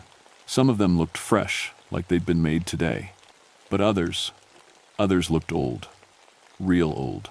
The kind of prints that would have been made by the heavy work boots miners wore back in the 1922. I followed the prints toward the working chamber where I'd seen the fresh coal. As I got closer, I could hear something that made my skin crawl. Singing. It was a mining song, the kind of work song men used to sing to keep rhythm while they dug. But the voices sounded hollow, like they were coming from the bottom of a well. Down in the mine where the sun don't shine, working all day for a silver dime, when the mountain falls and the roof caves in, that's when a miner's work begins. I knew that song. My grandfather used to sing it. All the old miners did. I crept closer to the chamber. Trying to stay quiet, the carbide lantern threw my shadow against the wall, a long, wavering shape that looked like it was reaching into the darkness ahead of me. When I got to the chamber entrance, I saw them. There were 12 men working in the coal face. They had the old-style carbide lamps on their caps, and they were using pickaxes and shovels to dig coal out of the rock. They moved in perfect rhythm, like they'd been doing this work for years. But they weren't alive. I could see through them, not completely. They had substance, like thick smoke. But I could see the rock wall behind them, the outline of tools showing through their bodies. And their faces. God, their faces. They all had the same white, empty eyes. Coal dust covered their skin, but underneath the dust, their faces were pale as bone. When they turned their heads, I could see that their necks bent at impossible angles, like they'd been broken. One of them stopped digging and looked straight at me. He smiled, showing teeth that were black as coal. Then he pointed deeper into the mine and said something in a voice like wind through dead leaves. "He's waiting for you in the deep shaft." Mike? They had Mike? I backed away from the chamber, but I could hear them following. Not running this time, just walking steadily, their boots echoing in the tunnel, the sound of tools dragging against stone. I made my way to the side tunnel that led to the deeper parts of the mine. My carbide lantern was flickering now, like it was running out of fuel. But I'd filled it fresh before coming down. Carbide should burn for hours. The deeper tunnel was narrower, with wooden support beams that creaked and groaned as I passed under them. Some of the beams had cracked, and I could see rock and dirt trickling down from above. This part of the mine was unstable. That's when I heard Mike screaming. It wasn't a scream of pain, it was worse than that. It was a scream of pure terror, the sound a man makes when he's seeing something his mind can't accept. I ran toward the sound, my lantern swinging wildly. The tunnel curved down and to the left, following a vein of coal deep into the mountain. The air was so cold now that ice was forming on the tunnel walls. The tunnel ended at a vertical shaft with a wooden ladder leading down into darkness. The screaming was coming from below. "Mike," I called. "I'm coming." His voice echoed up from the shaft. Bart, don't come down here. They're not human anymore." I started down the ladder. The wooden rungs were slippery with moisture, and some of them cracked under my weight. The shaft was maybe 50 feet deep, with side tunnels branching off at different levels. I found Mike on a ledge about 40 feet down. He was pressed against the rock wall, staring at something in the darkness across from him. His face was white as paper, and his brown hair was completely gray, like he'd aged 20 years in a few hours. "Mike, what happened to you?" He looked at me, and I could see that his eyes were wide with shock.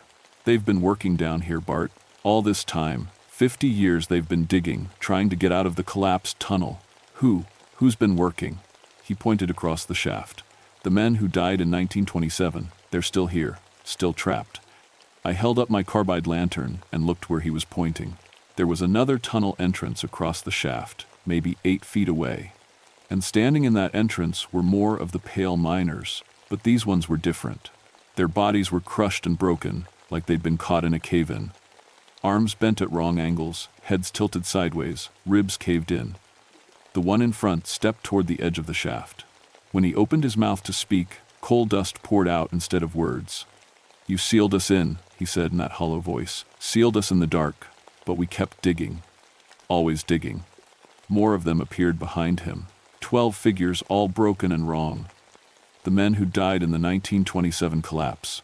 "We've been waiting," another one said. "Waiting for someone to help us finish the work." Mike grabbed my arm. "They want us to stay, Bart. They want us to help them dig. They've been alone down here for so long." That's when I understood. These weren't just ghosts. They were something worse.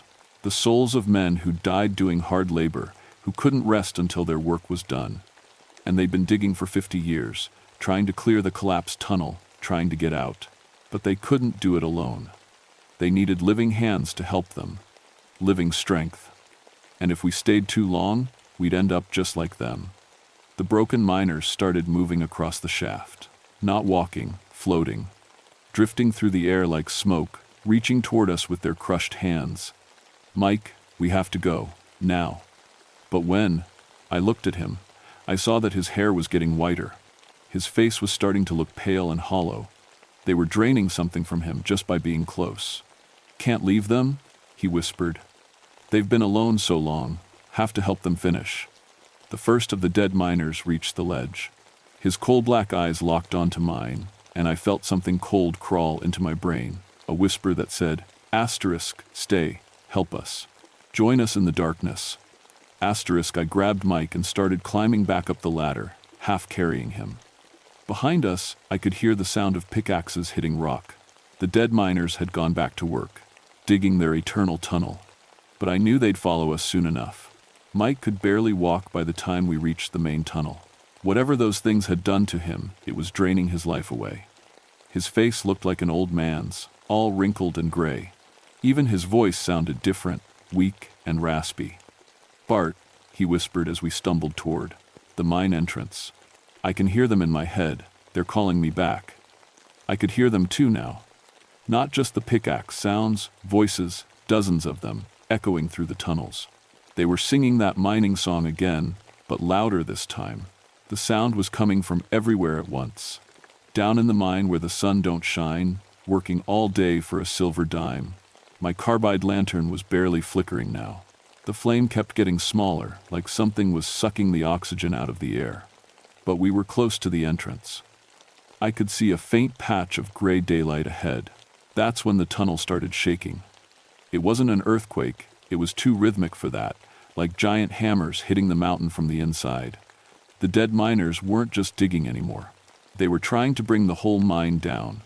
"They don't want us to leave," Mike said. His voice was getting fainter. "They've been alone too long. They need company."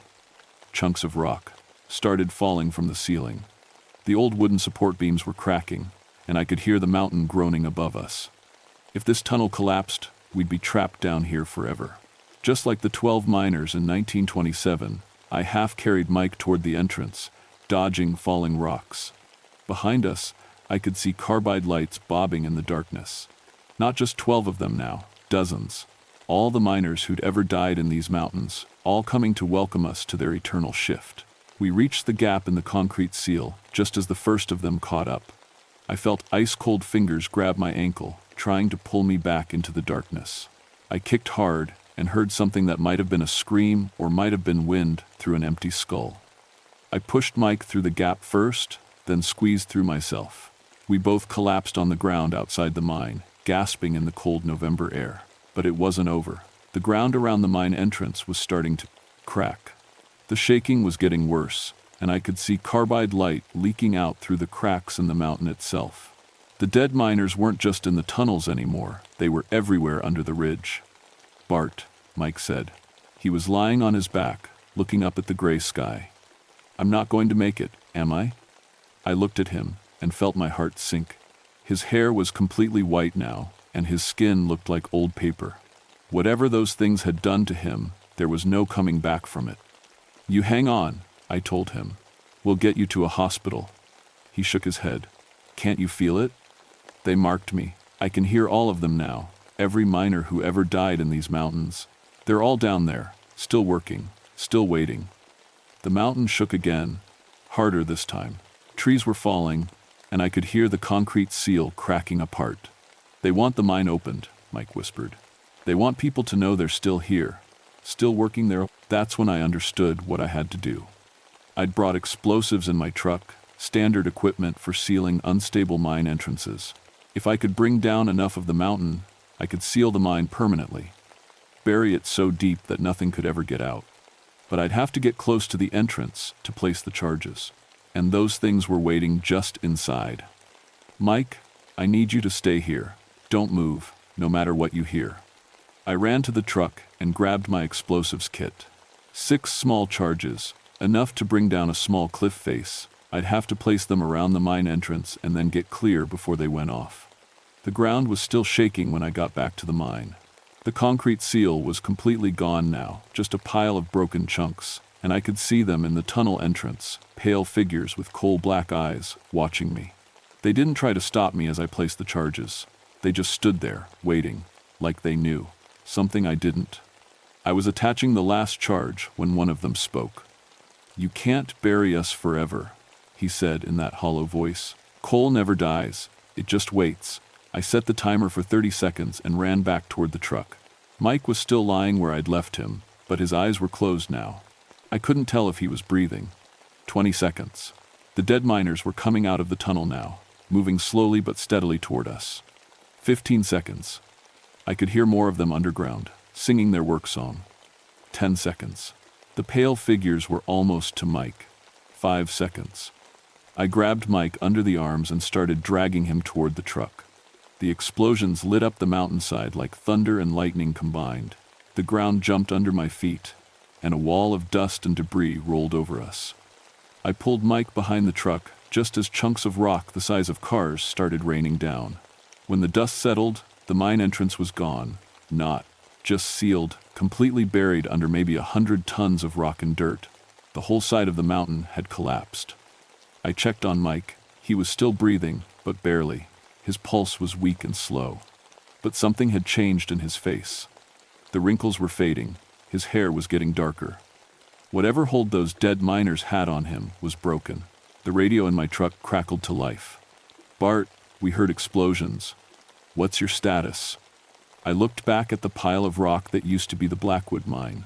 Everything was quiet now. No more singing, no more pickaxe sounds. "Mine's sealed," I said into the radio. "Permanently." Mike spent 2 weeks in the hospital. The doctors couldn't explain what had happened to him. They said it looked like rapid aging, then rapid recovery. Like his body had been drained of something vital, then got it back all at once. He remembered everything, though he wished he didn't. The pale figures in the darkness, the feeling of having his life sucked away, the voices of dead men calling to him. He quit the Park Service after he got out of the hospital.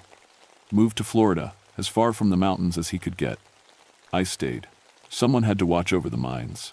The official report said we'd sealed the Blackwood mine due to structural instability. No mention of anything else. Who would believe it anyway? But I know the truth. Those 12 miners are still down there, buried under tons of rock, still working their shift, still digging in the darkness. Coal never dies, it just waits. Sometimes, on foggy November nights like this one, I drive up to Pine Ridge and park where the mine entrance used to be. I turn off the engine and listen. Most nights, there's nothing but wind through the bare trees. But sometimes, just sometimes, I can hear it.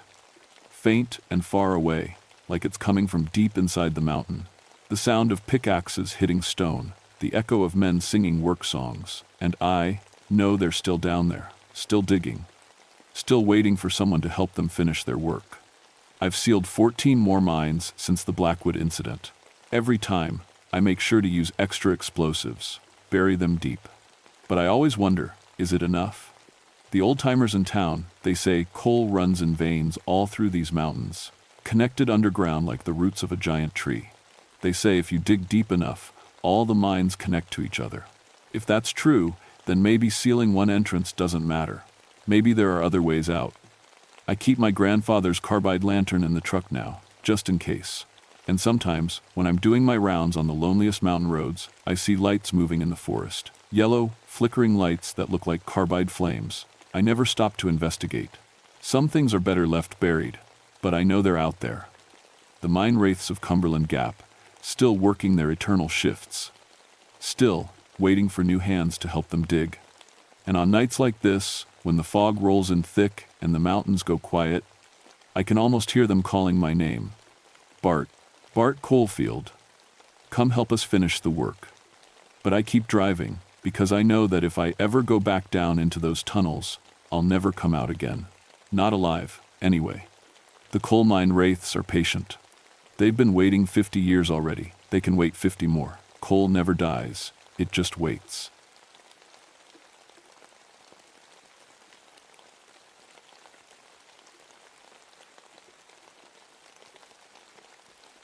My name is Jeremiah Rootwood, but everyone calls me Jerry. I've been a forest ranger for 15 years now, working the Cherokee National Forest up in North Carolina. People think being a ranger is all about putting out campfires and giving directions to lost hikers. But my job is different. I protect plants. Sounds weird, right? But some of these mountain plants are worth more than gold. American ginseng especially. A single root can sell for hundreds of dollars, and the really old ones, they go for thousands. That's why poachers come into our forests with shovels and bags, digging up everything they can find. I know plants better than most people know their own families. I can spot ginseng by the way its leaves catch morning light. I know which mushrooms are safe to eat and which ones will kill you. Before I became a ranger, I studied botany at the university. But the mountains taught me more than any textbook ever could. The Joyce Kilmer Memorial Forest is my territory. It's 3,800 acres of old-growth wilderness, where some trees have been standing since before Columbus sailed to America. The Cherokee people called this place sacred. They had stories about little people who lived in the roots and protected the special plants. I always figured those were just old tales to keep kids from wandering too far into the woods. I should have listened better. October 1979 was when it all started. The leaves were turning gold and red, and the first frost warnings were coming over the radio. This is prime ginseng season, when the roots are fattest and the prices are highest. I was driving my patrol truck down the gravel road when I got the call. "Jerry, we got reports of major digging up in Sector 7, came the voice of my supervisor, Tom Bradley. "Sounds like a big operation, multiple vehicles, camping gear. You better get up there." Sector 7 was deep in the wilderness area, 15 miles from the nearest real road. If someone was camping there, they weren't just casual poachers. This was organized. I loaded my gear, camera for evidence, soil sampling kit, GPS unit, and my service weapon. In 15 years, I'd never drawn that gun on a person, but ginseng poaching was serious business. These weren't just plants we were protecting. They were pieces of history, some of them older than the Civil War. The hike took me 4 hours. The trail wound through stands of massive tulip poplars and ancient hemlocks. Everything smelled like rich earth and dying leaves. Normally, this was my favorite time of year in the mountains. But something felt wrong that day. The birds were too quiet. In October, the woods should be full of migration songs and the chatter of squirrels gathering nuts. Instead, I heard almost nothing. Even my footsteps on the trail seemed too loud. When I reached Sector 7, I found the camp. 3 tents, a pickup truck somehow driven up an old logging road, and digging tools scattered everywhere. But no people. The strange part was the holes. Dozens of them, each about 2 feet deep, and perfectly round, like someone had used a post-hole digger. But ginseng doesn't grow in neat patterns like that. The roots go deep and spread out random. These holes looked almost organized. I started taking pictures and collecting evidence. Empty beer cans, cigarette butts, candy wrappers, the usual stuff poachers left behind.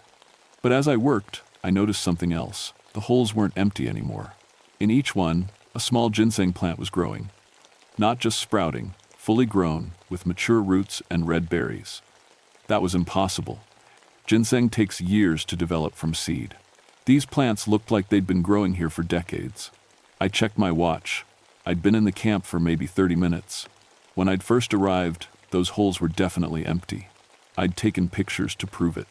But now, I looked at my camera. The first photos showed empty holes, just like I remembered.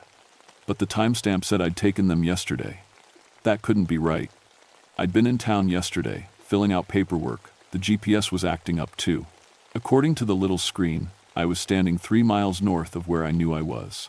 I tried the radio, but got nothing but static. The sun was getting low, and I didn't want to hike out in the dark. But staying near this camp felt wrong. The silence was getting deeper, like the whole forest was holding its breath. As I packed up my gear, I heard something that made my skin crawl. Humming. Someone was humming a tune I didn't recognize. But it sounded old. Really old. The kind of song you might hear in church, but sadder. I looked around the camp. Still no people. The humming seemed to come from everywhere and nowhere at once. That's when I saw the footprints. They were tiny, maybe 4 inches long, and shaped like human feet, but with longer toes. They circled each of the refilled holes in perfect patterns. There had to be hundreds of them, pressed deep into the soft earth. I'd never seen tracks like that before. Too small for a child, wrong shape for any animal I knew, and they were fresh. The mud was still damp from where the tiny feet had pressed down. The humming stopped. In the sudden silence, I heard something else, rustling in the bushes around the camp. Not wind. There was no wind. Something moving deliberately through the undergrowth, staying just out of sight. I grabbed my flashlight and clicked it on. The beam swept across the trees and bushes, but showed nothing. Just shadows and leaves. But I could feel eyes watching me.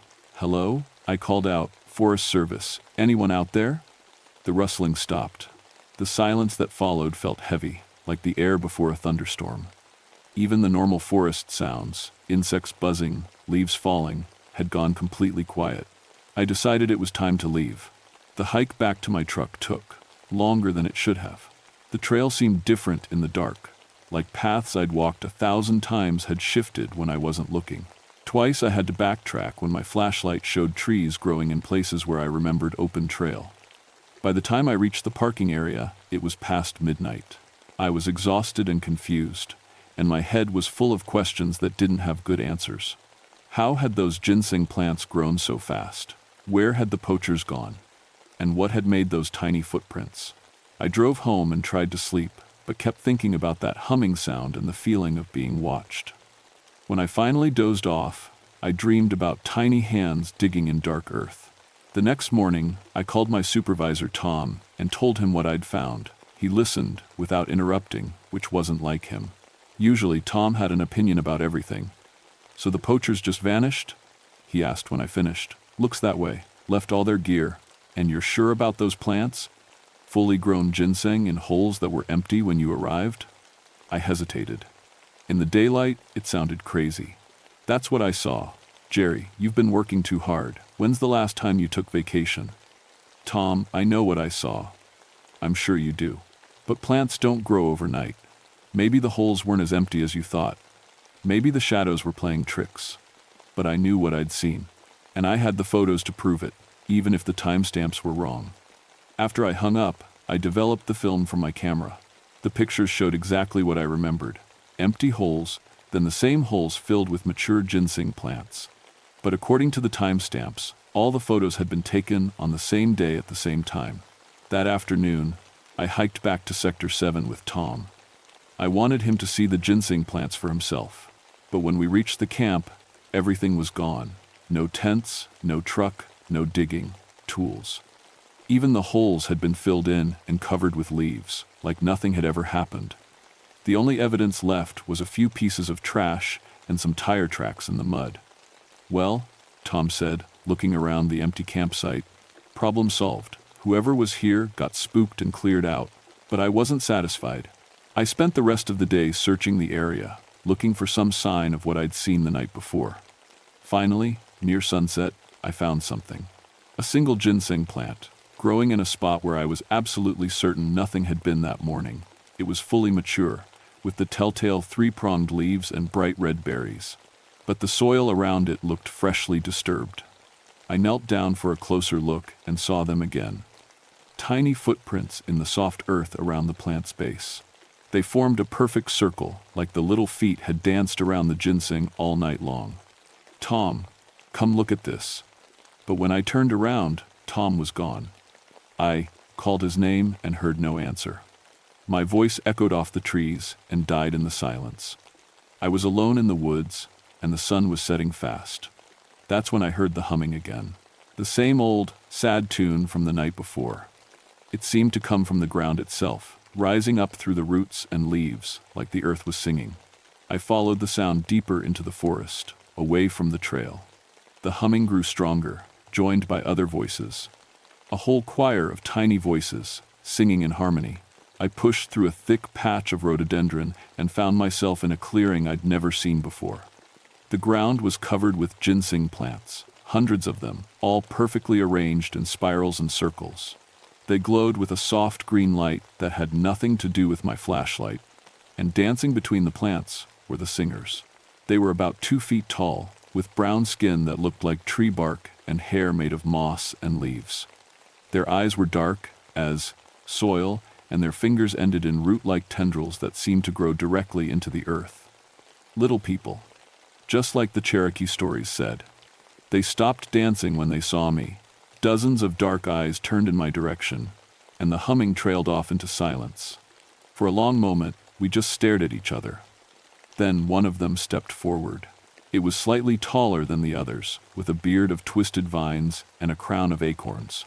When it spoke, its voice sounded like wind through pine needles.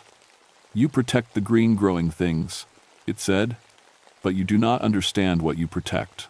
I opened my mouth to answer, but no words came out. This couldn't be happening. People like me, practical people, educated people, didn't meet fairy tale creatures in the woods. The root diggers came with hungry hands, the little man continued. They took without asking, they killed without need. "Where are they?"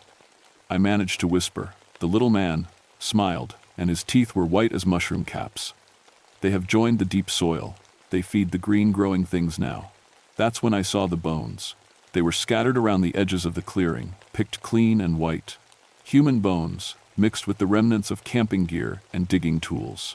A skull grinned at me from beneath a particularly large ginseng plant. I tried to run, but my feet wouldn't move. The ground beneath me had become soft and spongy, and root tendrils were wrapping around my ankles. "Do not fear, protector of plants," the little man said. "You are not a taker, you are a keeper. But you must learn the old ways if you wish to truly protect what grows here." The roots tightened around my legs, and I felt myself sinking into the earth. The last thing I saw before darkness took me was the little man's kind, terrible smile and the soft green glow of ancient ginseng plants. When I woke up, I was lying on the trail near my truck. The sun was rising, and birds were singing in the trees. Everything seemed normal, except for the dirt under my fingernails and the taste of earth in my mouth. And except for Tom's hat lying on my passenger seat, Tom, who had vanished in the woods and never come home. I called in sick for 3 days after that, told my supervisor I had the flu, which wasn't entirely a lie. Something was definitely wrong with me, but it wasn't any sickness a doctor could cure. Every time I closed my eyes, I saw those little dancing figures and heard their humming songs. When I looked at my hands, I saw dirt under my nails that wouldn't wash away no matter how hard I scrubbed. And sometimes, when I was very quiet, I could swear I heard plants growing. Not just in the forest, everywhere. The houseplants in my kitchen, the grass in my yard, even the vegetables in my refrigerator. All of them whispering secrets in voices too small for normal people to hear. I knew I was losing my mind, but I also knew I had to go back. When I finally returned to work, they partnered me with a new ranger named Dave Mills. He was young, maybe 25, fresh out of ranger training and full of enthusiasm for law enforcement. He'd heard about the missing poachers and wanted to solve the case.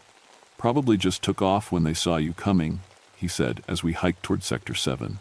These ginseng thieves are usually cowards. Show them a badge and they scatter. I didn't tell him about the little people or the bones in the clearing. I didn't tell him about Tom's hat in my truck or the dreams that tasted like dirt. Instead, I just nodded and let him talk. But when we reached the area where the camp had been, Dave found something I'd missed. "Hey Jerry, look at this." He was crouched next to a fallen log, examining something in the moss. When I got closer, I saw what had caught his attention. A neat pile of ginseng roots, each one carefully cleaned and arranged on a bed of leaves. "This is weird," Dave said, picking up one of the roots. "Who harvests ginseng and then just leaves it behind?"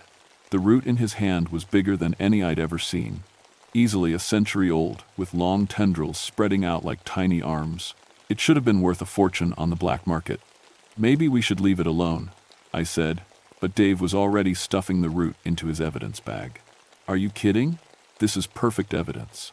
We can trace the harvest patterns, maybe figure out where they were planning to sell." As soon as the root disappeared into the plastic bag, I heard it. That humming sound rising from the ground around us. Dave didn't seem to notice, but I could see the moss on the fallen log starting to twitch and move. "We need to go," I said. "Now." "Relax, Jerry. We just got here. I want to document the whole site." But the humming was getting louder, and now I could see tiny figures moving in the shadows between the trees. They stayed just out of clear sight. But I caught glimpses of bark-brown skin and root tendril fingers. Dave kept working, measuring distances and taking photographs. He had no idea that dozens of angry little eyes were watching his every move. "This is great stuff," he said, bagging another ginseng root. "The prosecutor's going to love this evidence." "Dave, stop. We're not supposed to take the plants. It's evidence in a federal crime. We have every right to collect it." He was wrong, but I couldn't explain why without sounding crazy. How do you tell someone that the plants are protected by creatures that live in the roots? How do you explain that taking ginseng without permission is more than theft? It's sacrilege. The humming stopped suddenly, and the forest went dead quiet. Even Dave noticed that. "Weird," he said, looking around. "Where did all the birds go?" That's when the ground started moving. It began slowly, just a gentle rippling of the part, earth near our feet. But within seconds, the entire forest floor was shifting and rolling like waves on a lake.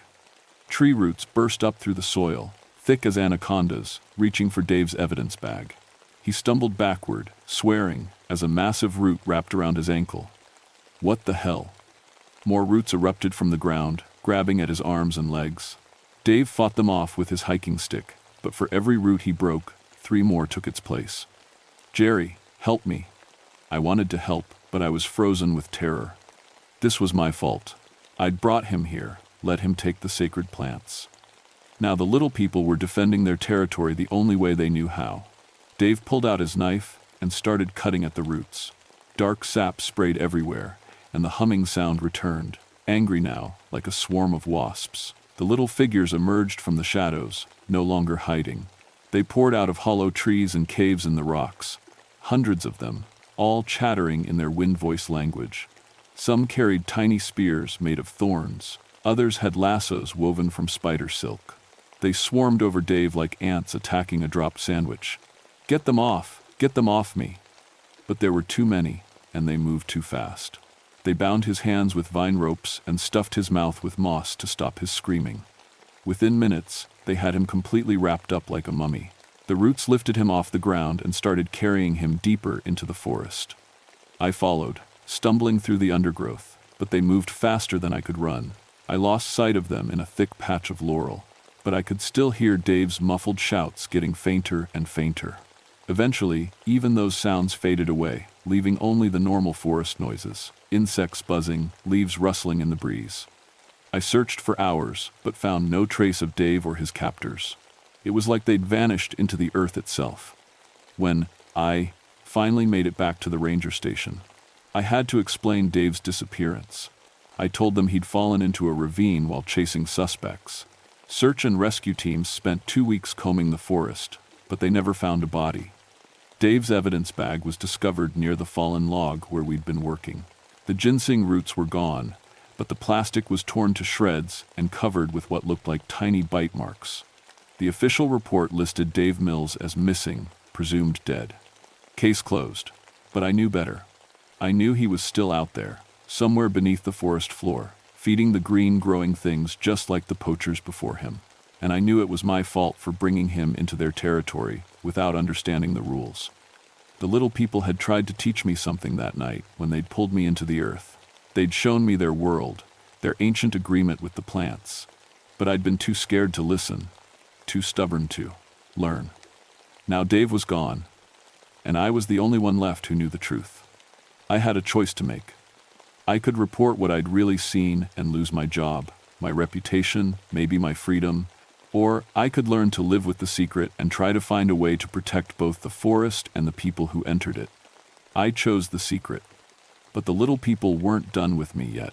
For 2 weeks after Dave disappeared, I stayed away from Sector 7. I patrolled other parts of the forest, wrote reports about trail maintenance and campfire regulations. I tried to pretend that everything was normal, but the dreams kept coming.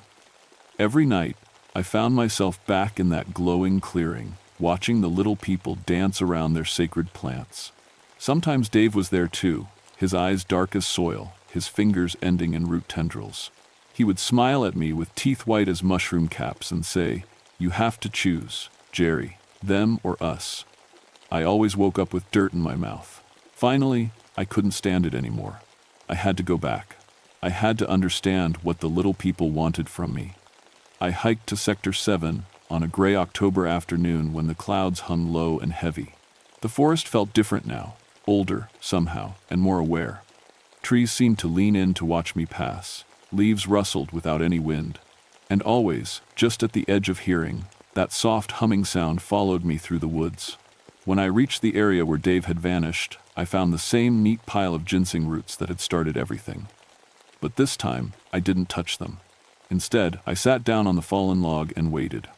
"I know you're there," I said to the empty forest. "I know you can hear me. I want to learn." The humming grew louder, and the shadows between the trees began to move. One by one, the little people emerged from their hiding places. They formed a circle around me, their dark eyes curious and cautious. The leader, the one with the vine beard and acorn crown, stepped forward. "You have seen the price of taking without permission," he said in his wind voice. "The root diggers, the badge wearer, they joined the deep soil because they would not listen." "What happened to my partner?" I asked. "He feeds the old trees now. His body nourishes the sacred roots. It is not a cruel death. He has become part of something larger than himself." I shuddered, thinking of Dave buried somewhere beneath the forest floor. And the poachers, the same. They came with greedy hands and empty hearts. They took the old medicine without offering anything in return. So we took their lives to balance the scales. "Is that what you want from me? My life?" The little man tilted his head, considering. "You are different, protector. You guard the green growing things, even though you do not understand them. But ignorance is no longer an excuse. You have seen too much to remain unknowing." He gestured to the Sino, other little people, who began to move closer. They carried tools made of bone and thorn, and their eyes gleamed with ancient purpose. "You will learn the old ways," the leader continued. "You will become a true guardian of the sacred plants, or you will join your friends in the deep soil." I felt the familiar softness beneath my feet as the ground began to change. Root tendrils wrapped around my ankles, not tight enough to hurt, but firm enough to hold me in place. "What do I have to do?" I asked. The little man smiled. "First, you must forget the new ways of thinking. Plants are not property to be owned or resources to be managed. They are living beings with their own purposes and desires. The old medicine plants especially, they choose who may harvest them and who may not." As he spoke, the ginseng plants around us began to glow with that soft green light. I could feel their presence in my mind, ancient and patient and wise. The Cherokee people understood. This, the leader continued. They asked permission before taking any plant. They offered gifts in return. They took only what was needed and left the rest to grow. "And if I learn these ways, if I do what you ask, then you will be our partner in protecting this place. You will guide the surface dwellers who come seeking the old medicine. You will teach them to ask properly, to give fairly, to take only what is freely offered. The roots around my ankles tightened slightly. And if I refuse? The little man's smile faded. Then you will learn the ultimate lesson. You will become one with the plants you have spent your life protecting. Your body will nourish the sacred roots, and your spirit will join the songs that rise from the deep soil. I thought about Dave, somewhere beneath the earth, his life force feeding ancient trees. I thought about the poachers, their bones scattered in hidden clearings. I thought about Tom, whose hat still sat on my truck's dashboard. How do I know you won't kill me anyway? I asked. Because killing is not our purpose, the leader said. We are gardeners, not hunters. We tend the sacred plants and keep the balance. Death comes only to those who threaten what we protect. Around us, the little people began to hum their ancient songs. The sound rose from the earth itself, carried through root networks that connected every plant in the forest. I felt it in my bones, in my blood, in the spaces between my thoughts. And suddenly, I understood. The forest wasn't just a collection of trees and plants, it was a single living organism, with the little people as its nervous system and the sacred plants as its heart. Every root, every leaf, every flower was connected in a web of consciousness that stretched back thousands of years.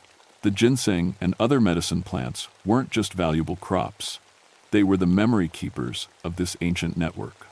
They held the accumulated wisdom of countless generations, the secrets of healing and growth and renewal. And humans had been taking them without permission, severing connections, damaging the network, stealing memories that could never be replaced. I understand now, I whispered. The little man nodded. Then you will help us protect what remains? I felt the weight of the choice settling on my shoulders. Everything I'd believed about my job, about conservation, about the relationship between humans and nature, all of it had to change. But looking into those dark, ancient eyes, I knew there was only one answer I could give. Yes, I said, I'll help you. The roots around my ankles loosened, and the little people smiled. Their humming grew louder, more joyful, and the ginseng plants blazed with green light. Then let the teaching begin, the leader said. That was 45 years ago. I'm an old man now, gray-haired and bent with age, but I still patrol these mountains. Officially, I retired from the Forest Service in 1995. Unofficially, I never stopped working. The little people, the Yunwi-tsunsti, as the Cherokee call them, taught me things no forestry school ever dreamed of. How to read the language of root networks. How to sense the health of a forest through the songs rising from its soil. How to know which plants are willing to be harvested and which must be left to grow. Most importantly, they taught me how to guide others. People still come looking for ginseng in these mountains. Some are just greedy, hoping to make quick money from ancient roots. Those ones, well, let's just say the forest takes care of itself. But others come seeking genuine healing, following old traditions passed down through generations. Those people, I help. I teach them the proper ceremonies, the words of asking, the gifts that must be offered. I show them how to recognize a willing plant from one that must be left alone. I make sure they understand that taking medicine from the earth means entering into a relationship, not just making a purchase. Some people think I'm crazy.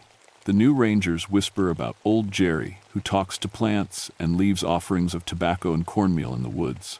They humor me because I know these mountains better than anyone else alive, but they don't really believe. That's fine. Belief isn't required. Understanding is. The missing persons cases still happen sometimes. Poachers who ignore the warnings, who take without asking, who treat the sacred plants like any other crop. The official reports usually blame bear attacks or hiking accidents. The bones are never found. But fewer people go missing now than they did 45 years ago. Word gets around in certain circles. Stories about the haunted parts of the Cherokee forest, about rangers who vanish and campsites found empty. Most of the really destructive harvesters have learned to stay away. The ones who do come with respect, with proper knowledge, with offerings for the little people.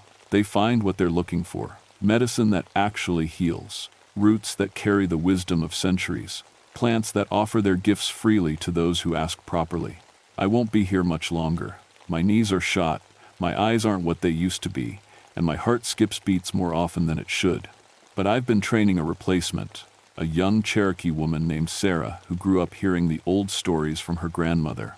She understands the partnership between humans and the forest in ways that took me decades to learn. The little people like her already. I've seen them leaving her gifts. Perfect acorns, flowers that bloom out of season, water that sparkles with more than just sunlight. When my time comes, I know where I'll end up. Beneath the sacred trees, feeding the ancient roots, adding my voice to the songs that rise from the deep soil. It's not a death I fear, it's a homecoming. Sometimes, on quiet evenings when the light slants golden through the leaves, I can hear them all singing together. Dave and Tom and all the others who found their way into the network. Their voices blend with the Yunwi-Tsunsti's humming and the whisper of growing plants. They're not gone, they're transformed, made part of something larger and older and more beautiful than any single human life. And when I join them, I'll finally understand the deepest secrets of the forest. I'll know every root and leaf by name.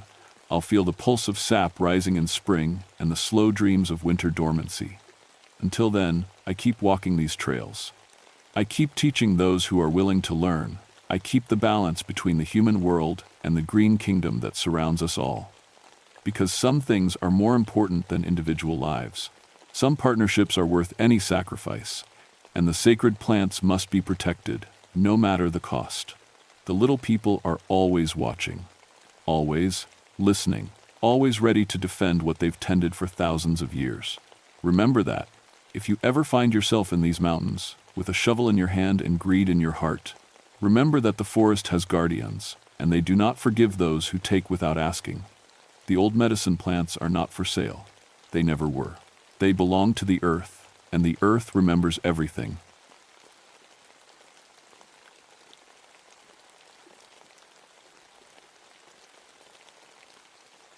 My name is Ezekiel Hollerback, but folks just call me Zeke.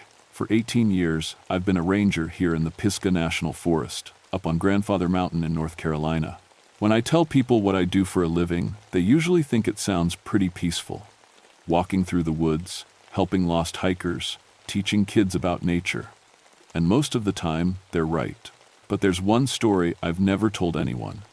Not my wife, not my fellow rangers, not even the investigators who came asking questions after what happened in December of 1984.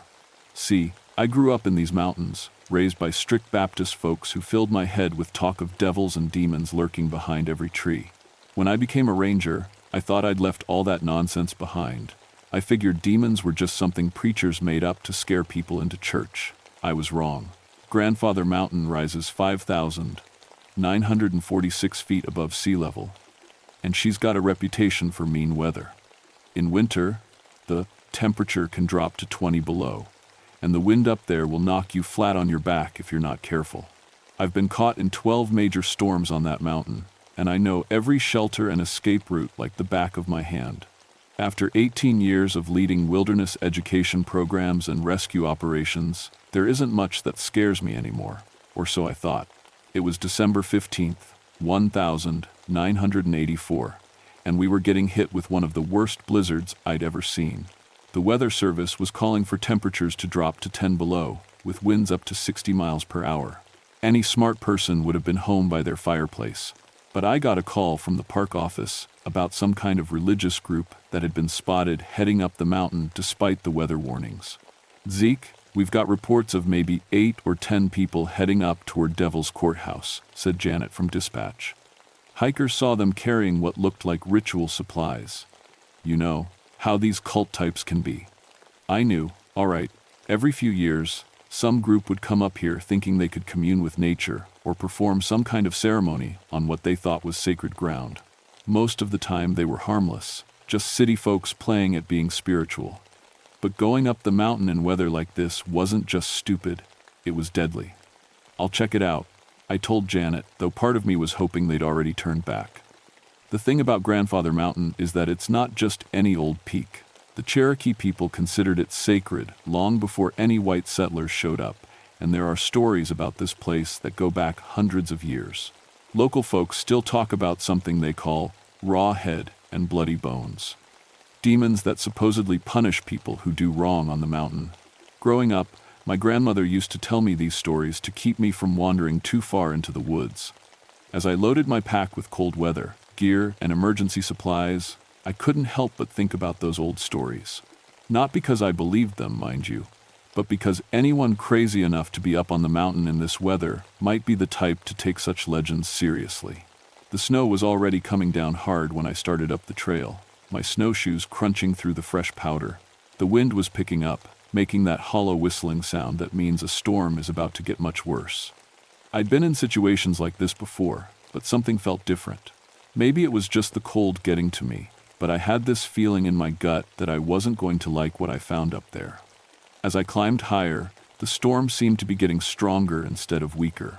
The snow was so thick I could barely see 10 feet ahead, and my compass was acting strange. The needle kept swinging back and forth like it couldn't make up its mind which way was north. I figured it was just the cold affecting the mechanism, but it made me uneasy. About 2 hours into the climb, I started smelling something that didn't belong. Mixed in with the clean mountain air and snow, there was a hint of something else. Something that reminded me of sulfur, like when you strike a match. It was faint, but it was definitely there. I stopped and checked my equipment, thinking maybe something was wrong with my gear, but everything looked normal. That's when I heard the singing. The sound was coming from somewhere up ahead, carried on the wind like a whisper. At first, I thought it might just be the storm playing tricks on my ears. Wind through the trees can sound like voices sometimes. But as I got closer, there was no doubt about it. Someone was singing hymns up there in the blizzard. I followed the sound for another half hour, my legs burning from pushing through the deepening snow. The sulfur smell was getting stronger, and now there was something else mixed in with it.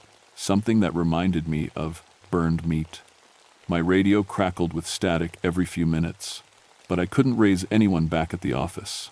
The storm was blocking everything. Finally, I saw a light ahead through the trees. Not the steady beam of flashlights or the warm glow of a campfire, but something flickering and orange, like flames dancing in the wind. I slowed down and approached carefully, using the trees for cover. What I found didn't make any sense. There was a clearing ahead, maybe 30 feet across, and it was completely free of snow. The ground was bare and dark, and I could see steam rising from it like it was warm. Around the edges of the clearing, someone had arranged stones in a circle, and inside that circle, 10 people in white robes were kneeling in the snow, except they weren't in snow, because the ground around them was clear and dry. In the center of the circle, a man who looked like their leader was holding up a cross and shouting something I couldn't quite make out over the wind. Behind him, a pile of wood was burning, even though it should have been impossible to keep a fire going in this storm. I stayed hidden behind a big pine tree and watched, trying to figure out what exactly I was looking at. These people were definitely not prepared for mountain weather. Their robes looked thin, and I didn't see any proper cold weather gear. But somehow, they didn't seem bothered by the cold at all. The leader, a tall man with gray hair and wild eyes, raised his voice louder. Now I could make out what he was saying. "We call upon the demons of this unholy place. Come forth and face the power of the Lord." My blood went cold, and not just from the weather. These weren't just some harmless nature worshippers. They were actively trying to provoke something, and if they believed the old stories about this mountain, they might actually be dangerous. If not to any demons, then certainly to themselves. I was about to step into the clearing and put a stop to this nonsense when the leader suddenly screamed. Not a scream of fear or pain, but something else, something that sounded almost like triumph. He threw his arms wide, and the fire behind him flared up so bright it hurt my eyes. For a moment, the entire clearing was lit up like daylight, and I could see everything clearly. That's when I noticed that 3 of the people kneeling in the circle weren't moving. I stepped out from behind the tree. "Hey," I shouted. "This is a restricted area. You need to come with me right now." The leader spun around to face me, and I got my first good look at his face. His eyes were completely black, not just the pupils, but the whole eye, like someone had filled them with ink. He smiled, showing teeth that looked too sharp, and when he spoke, his voice didn't sound quite human. "The mountain has sent us a witness," he said, and his words seemed to echo even though we were out in the open air. I pulled out my radio and tried to call for backup, but all I got was static that sounded almost like screaming. The other robed figures were starting to stand up, all except for those three who still weren't moving. As they turned toward me, I could see that their eyes were the same impossible black as their leaders. "You need to leave this mountain," the leader continued, taking a step toward me. "This is holy work, and we will not be stopped by some godless park ranger. The only thing you need to do is come with me before you all freeze to death," I said, trying to keep my voice steady. "This storm is getting worse, and you're not equipped for it." The leader laughed, a sound like breaking glass. "We are protected by powers you cannot understand." That's when I looked down and saw what was wrong with the three kneeling figures. They weren't just unconscious, they were dead. Their skin was black and charred, like they'd been burned from the inside out. But there was no smell of burned flesh, only that sulfur stench getting stronger by the minute. I reached for the gun on my belt, not because I thought these people were supernatural, but because they were clearly dangerous fanatics who had already killed 3 of their own group. But before I could draw it, the ground beneath my feet started to get warm. Not just warm, hot. Hot enough that I could feel it through my insulated boots. I stepped back quickly, and the leader smiled wider. "The mountain is waking up, Ranger. And it's hungry." Behind him, the fire suddenly went out, plunging us into darkness. But the clearing didn't get dark. Somehow, the ground itself was starting to glow with a dim red light, like coals in a fireplace. That's when I heard my partner Whitfield calling my name from somewhere in the woods behind me. "Zeke, where are you? I got your location from dispatch." I turned toward his voice, relief flooding through me. Whitfield was a good man and an experienced ranger. Between the two of us, we could handle this situation and get these people off the mountain before they hurt anyone else. "Over here," I called back. "And call for backup. We've got a situation." But when I turned back toward the clearing, the robed figures were gone. All of them, including the 3 dead ones. The only thing left was a circle of burned ground and that sulfur smell hanging in the air. Whitfield crashed through the trees a moment later, breathing hard and covered in snow. "What's going on up here?" he asked. "I've been getting weird readings on all my equipment, and the radio's been nothing but static." I opened my mouth to tell him about the cult members, but the words died in my throat. Because there, in the snow where the 3 dead bodies had been lying, were 3 perfect scorch marks in the shape of human forms. "We need to get off this mountain," I told Whitfield, my voice shaking more than I wanted to admit. "There's something seriously wrong up div."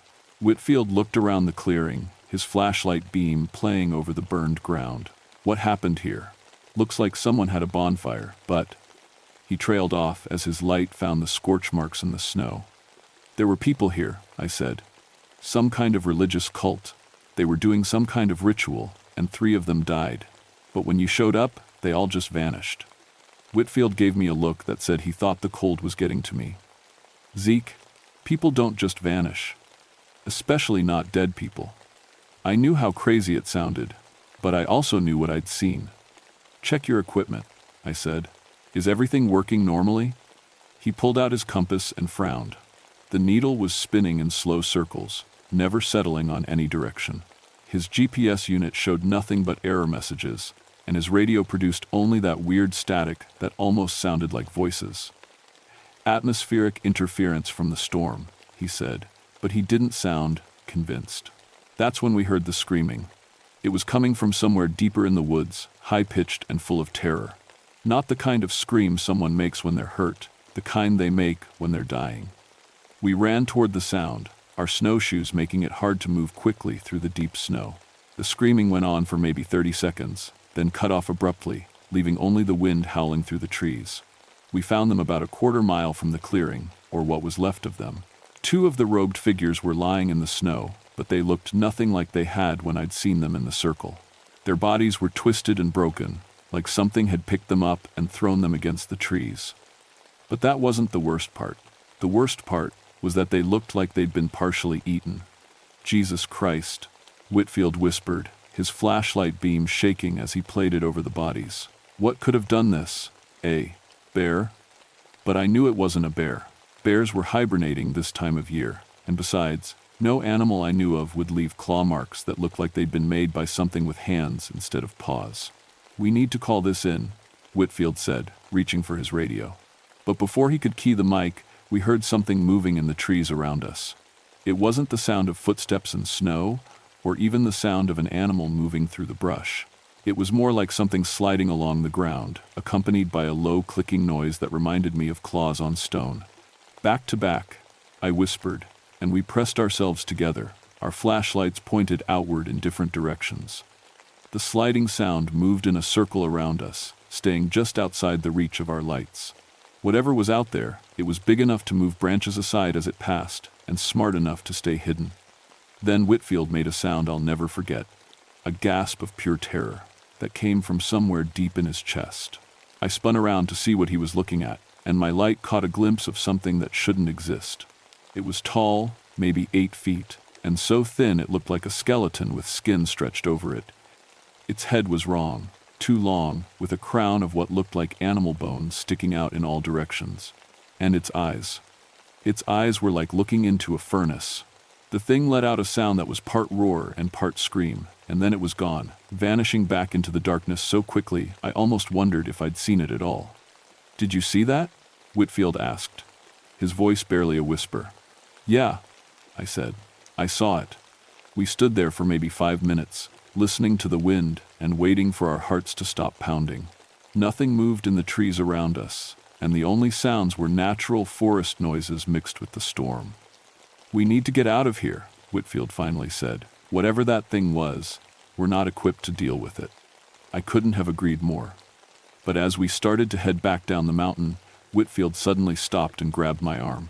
"Zeke," he said, and his voice sounded strange. "Do you hear that?" I listened, straining my ears against the wind. At first, I didn't hear anything unusual. Then, gradually, I became aware of a low humming sound, almost like singing, coming from somewhere below us on the trail. "It's them," I said. "The cult members. They're still out here." But as we got closer to the sound, I realized it wasn't coming from human throats.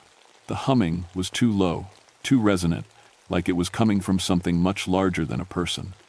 And mixed in with it was another sound, the scraping of claws on stone. "Whitfield," I said, turning to my partner, "we need to." But Whitfield wasn't there anymore. I spun around, my flashlight beam cutting through the snow, but I was alone on the trail. He couldn't have just wandered off. We'd been standing right next to each other. "Whitfield," I called out, but my voice was swallowed by the wind. That's when I heard him scream. The sound was coming from below me, down in a ravine that dropped off from the side of the trail. I scrambled to the edge and pointed my light down, trying to see what had happened to him. Whitfield was about 20 feet down, lying in the snow at the bottom of the ravine. But he wasn't alone. 3 figures in white robes were standing over him, and even from this distance, I could see that their eyes were that same impossible black I'd seen before. "Get away from him," I shouted, and started looking for a way down into the ravine. But as I watched, something began to happen to Whitfield. He was standing up, slowly and stiffly, like someone learning to walk for the first time. When he turned to look up at me, I saw that his eyes had gone black too. The 3 robed figures began to climb out of the ravine, moving up the steep slope like they were walking on level ground. Whitfield followed them, his movements jerky and unnatural. I ran. I crashed through the woods, my snowshoes catching on branches and roots, falling and getting back up again without thinking about anything except getting away from whatever had taken my partner. Behind me, I could hear them following, not running, but moving with that same steady, unnatural pace. The storm was getting worse, and I was starting to lose feeling in my hands and face. I knew I needed to find shelter soon, or I'd freeze to death before whatever was chasing me could catch up. There was an old ranger shelter about a mile from where I was, if I could just make it there. But every time I thought I was getting ahead of them, I'd hear that low humming sound again, seeming to come from all around me. And mixed in with it now was Whitfield's voice, calling my name in a tone that didn't sound like him at all. "Zeke," he called, through the wind. "Where are you going? Come back and join us." I kept running, following a trail I knew by heart even in the blizzard. But when I reached the spot where the shelter should have been, there was nothing there, just trees and snow, like the building had never existed. That's when I realized that the thing chasing me wasn't just some mountain creature or a group of crazy cultists. It was something that could change the mountain itself, making familiar places disappear and safe routes lead nowhere. I was trapped. I found a cluster of large rocks and squeezed between them, trying to get out of the wind and think. My radio was still dead, my GPS wasn't working, and my compass was spinning uselessly. I was completely cut off from the outside world, alone on a mountain with something that defied everything I thought I knew about reality. The humming was getting closer, and now I could hear other sounds with it. The scraping of claws on stone, the crack of breaking branches, and underneath it all, something that sounded like laughter. "Zeke," Whitfield's voice called again, closer now. "You can't hide from us. We can smell your fear." I pressed myself deeper into the rocks and tried to think. My grandmother's stories came back to me, the old Cherokee legends about Rawhead and Bloody Bones, demons that punished people who violated sacred places. I'd always thought they were just stories, but what if they weren't? The cult leader had said something about calling forth demons to face the power of the Lord. What if he'd actually succeeded? What if there really were things living in this mountain that didn't like being disturbed? I heard footsteps in the snow nearby, slow and deliberate. Through a gap in the rocks, I could see figures moving past. The white-robed cultists, with Whitfield walking stiffly among them. Their eyes all glowed with that same red light I'd seen in the clearing. But behind them came something else, something tall and skeletal, crowned with bones, its burning eyes scanning the rocks where I was hiding. This close, I could see that it wasn't quite solid. It seemed to shift and waver like heat rising from hot asphalt. It stopped directly in front of my hiding place and tilted its head, listening. When it spoke, its voice was like grinding stone. "We know you are there, Ranger. Come out and face judgment." I stayed as still as I could, barely breathing. The thing waited for a long moment, then continued speaking. "You are not like the others. You did not come here to defile sacred ground or mock the old ways, but you serve those who do. You help them build their trails and bring their crowds to places that should remain untouched." It leaned closer to the rocks, and I could feel heat radiating from its body despite the freezing air. "The Cherokee knew to respect this mountain," it continued. "They understood that some places are not meant for human feet. But your people have forgotten. They come here with their noise and their arrogance, treating sacred places like a playground." I realized that this thing, whatever it was, wasn't just randomly killing people. It was acting as some kind of guardian, protecting the mountain from those it saw as invaders. The cult members had made themselves targets by actively trying to provoke it. But I was guilty of something different, helping others access places that maybe should have been left alone. "I understand," I whispered, though I wasn't sure if I really did. The creature went silent for a moment, then made a sound that might have been surprise. "You understand? Then you know why they must be punished." Through the gap in the rocks, I watched as the white-robed figures arranged themselves in a circle again. In the center, the cult leader stood with his arms raised, but now I could see that he wasn't leading the ceremony. He was being controlled, just like Whitfield. "They came here to prove their god was stronger than the spirits of this place," the creature said. "But there is no god here except the mountain itself. And it is hungry." The ground in the center of the circle began to glow red, just like it had before.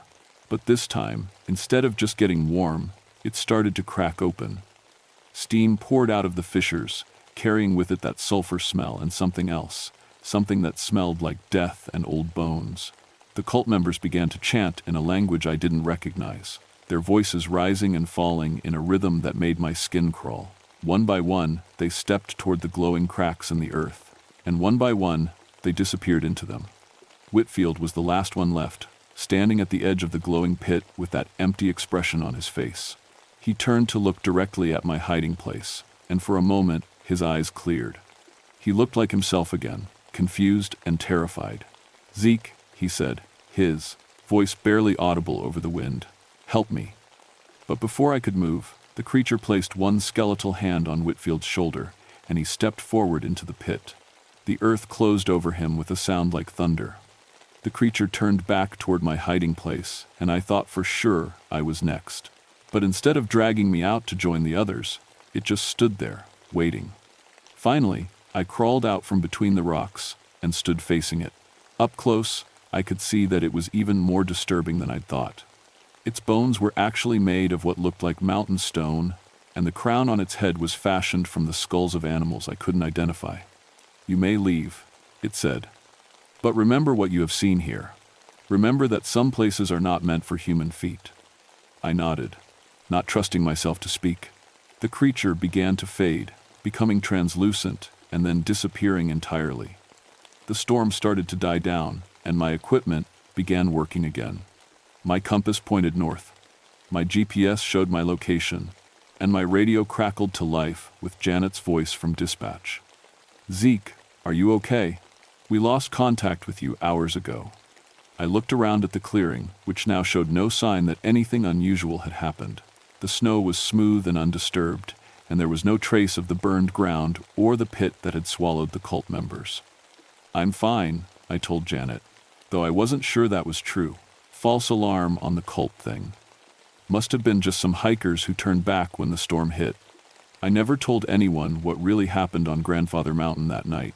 The official report said that Ranger Whitfield had gotten separated from me in the blizzard and fallen into a ravine, where he died of exposure before I could find him. They never found his body, but that wasn't unusual in terrain like this. The mountain keeps its secrets.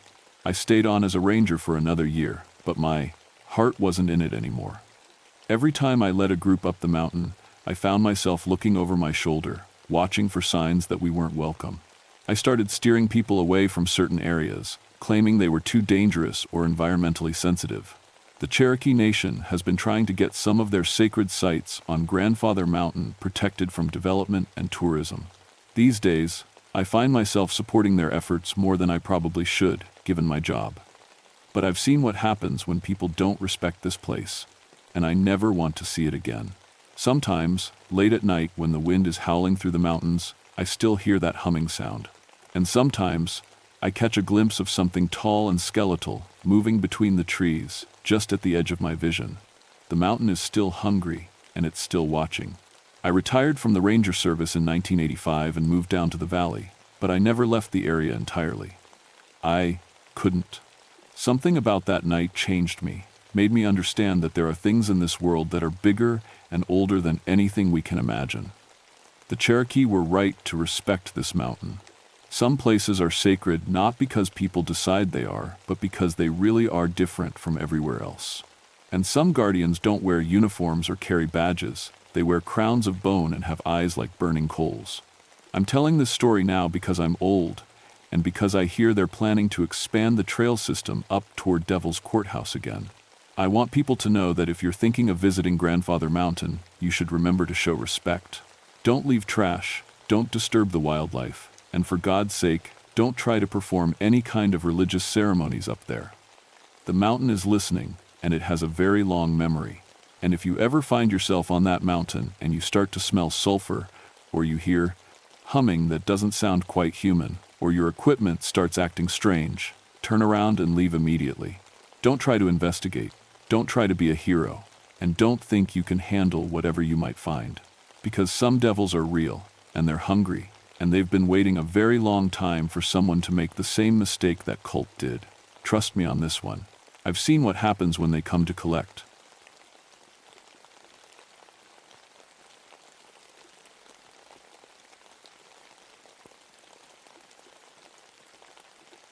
My name is Augustus Piedmont, but everyone calls me Gus.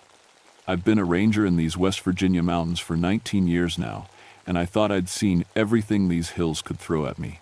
Bears, wildcats, lost hikers, cave-ins, you name it, I've dealt with it.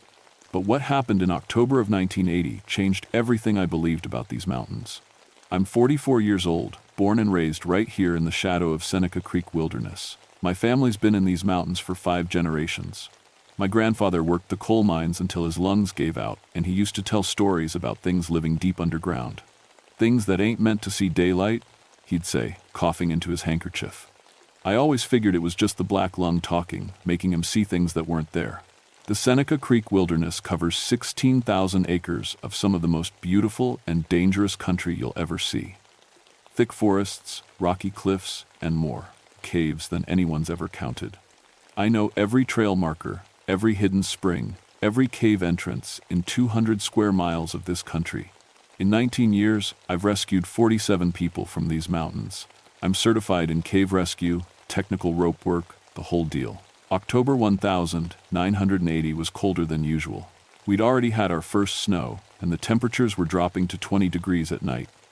The leaves had turned brilliant orange and red, but they were falling fast.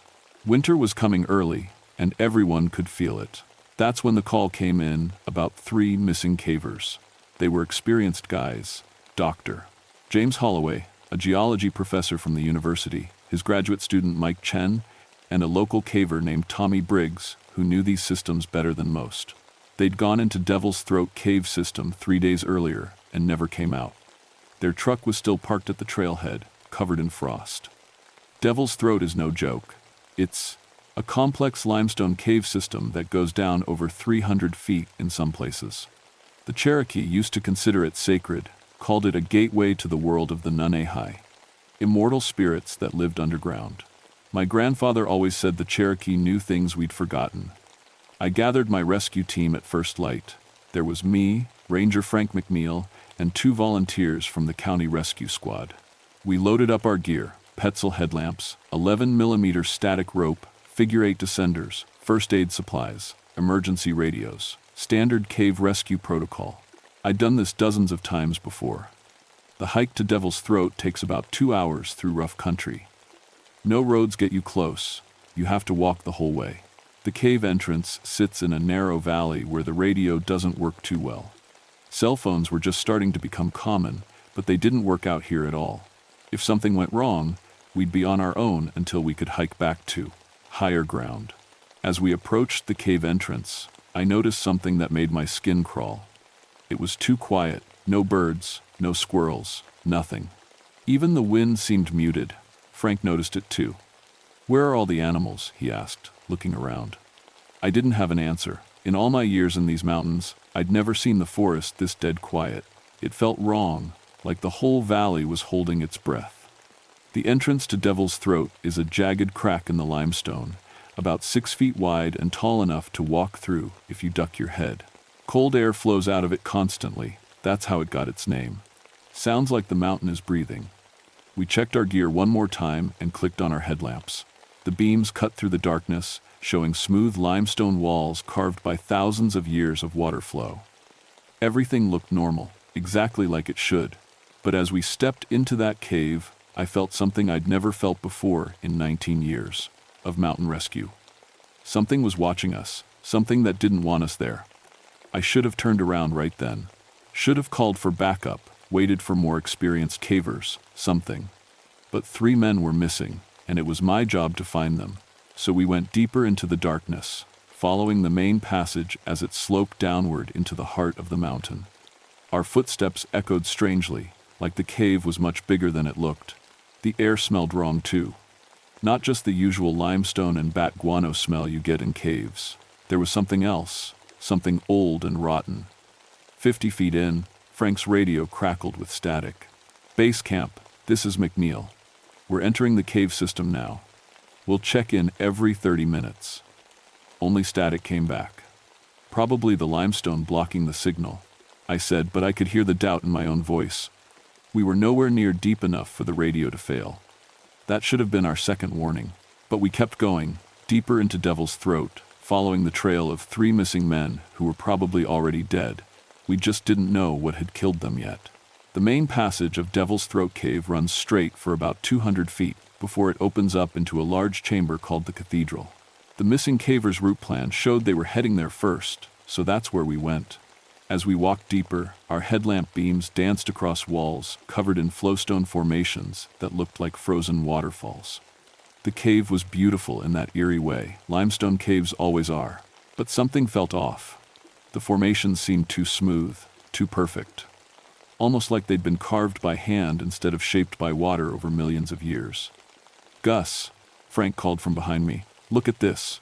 I turned around and saw him kneeling next to a pile of rocks that definitely hadn't been there when I'd last surveyed this cave 6 months ago. The rocks were arranged in a perfect circle, each one exactly the same size. In the center was a stick figure made from what looked like leg bones. "That's weird," I said, but I was thinking something a lot stronger.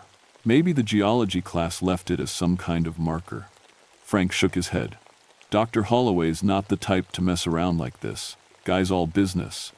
He was right. I'd worked with Holloway before on cave mapping projects. The man was serious as cancer about following proper cave etiquette. Leave nothing but footprints. Take nothing but pictures. We kept moving toward the cathedral, but now I was paying closer attention to our surroundings. Every few yards, we found more of those rock circles. Always perfect, always with bones in the center.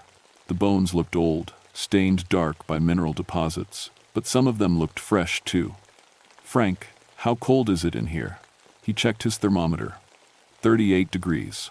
That's about 10 degrees colder than it should be. Caves maintain a constant temperature year-round, usually matching the average surface temperature of the area. In October, Devil's Throat should have been around 48 degrees. The fact that it was colder meant something was wrong with the cave's normal air circulation. We reached the cathedral 20 minutes after entering the cave.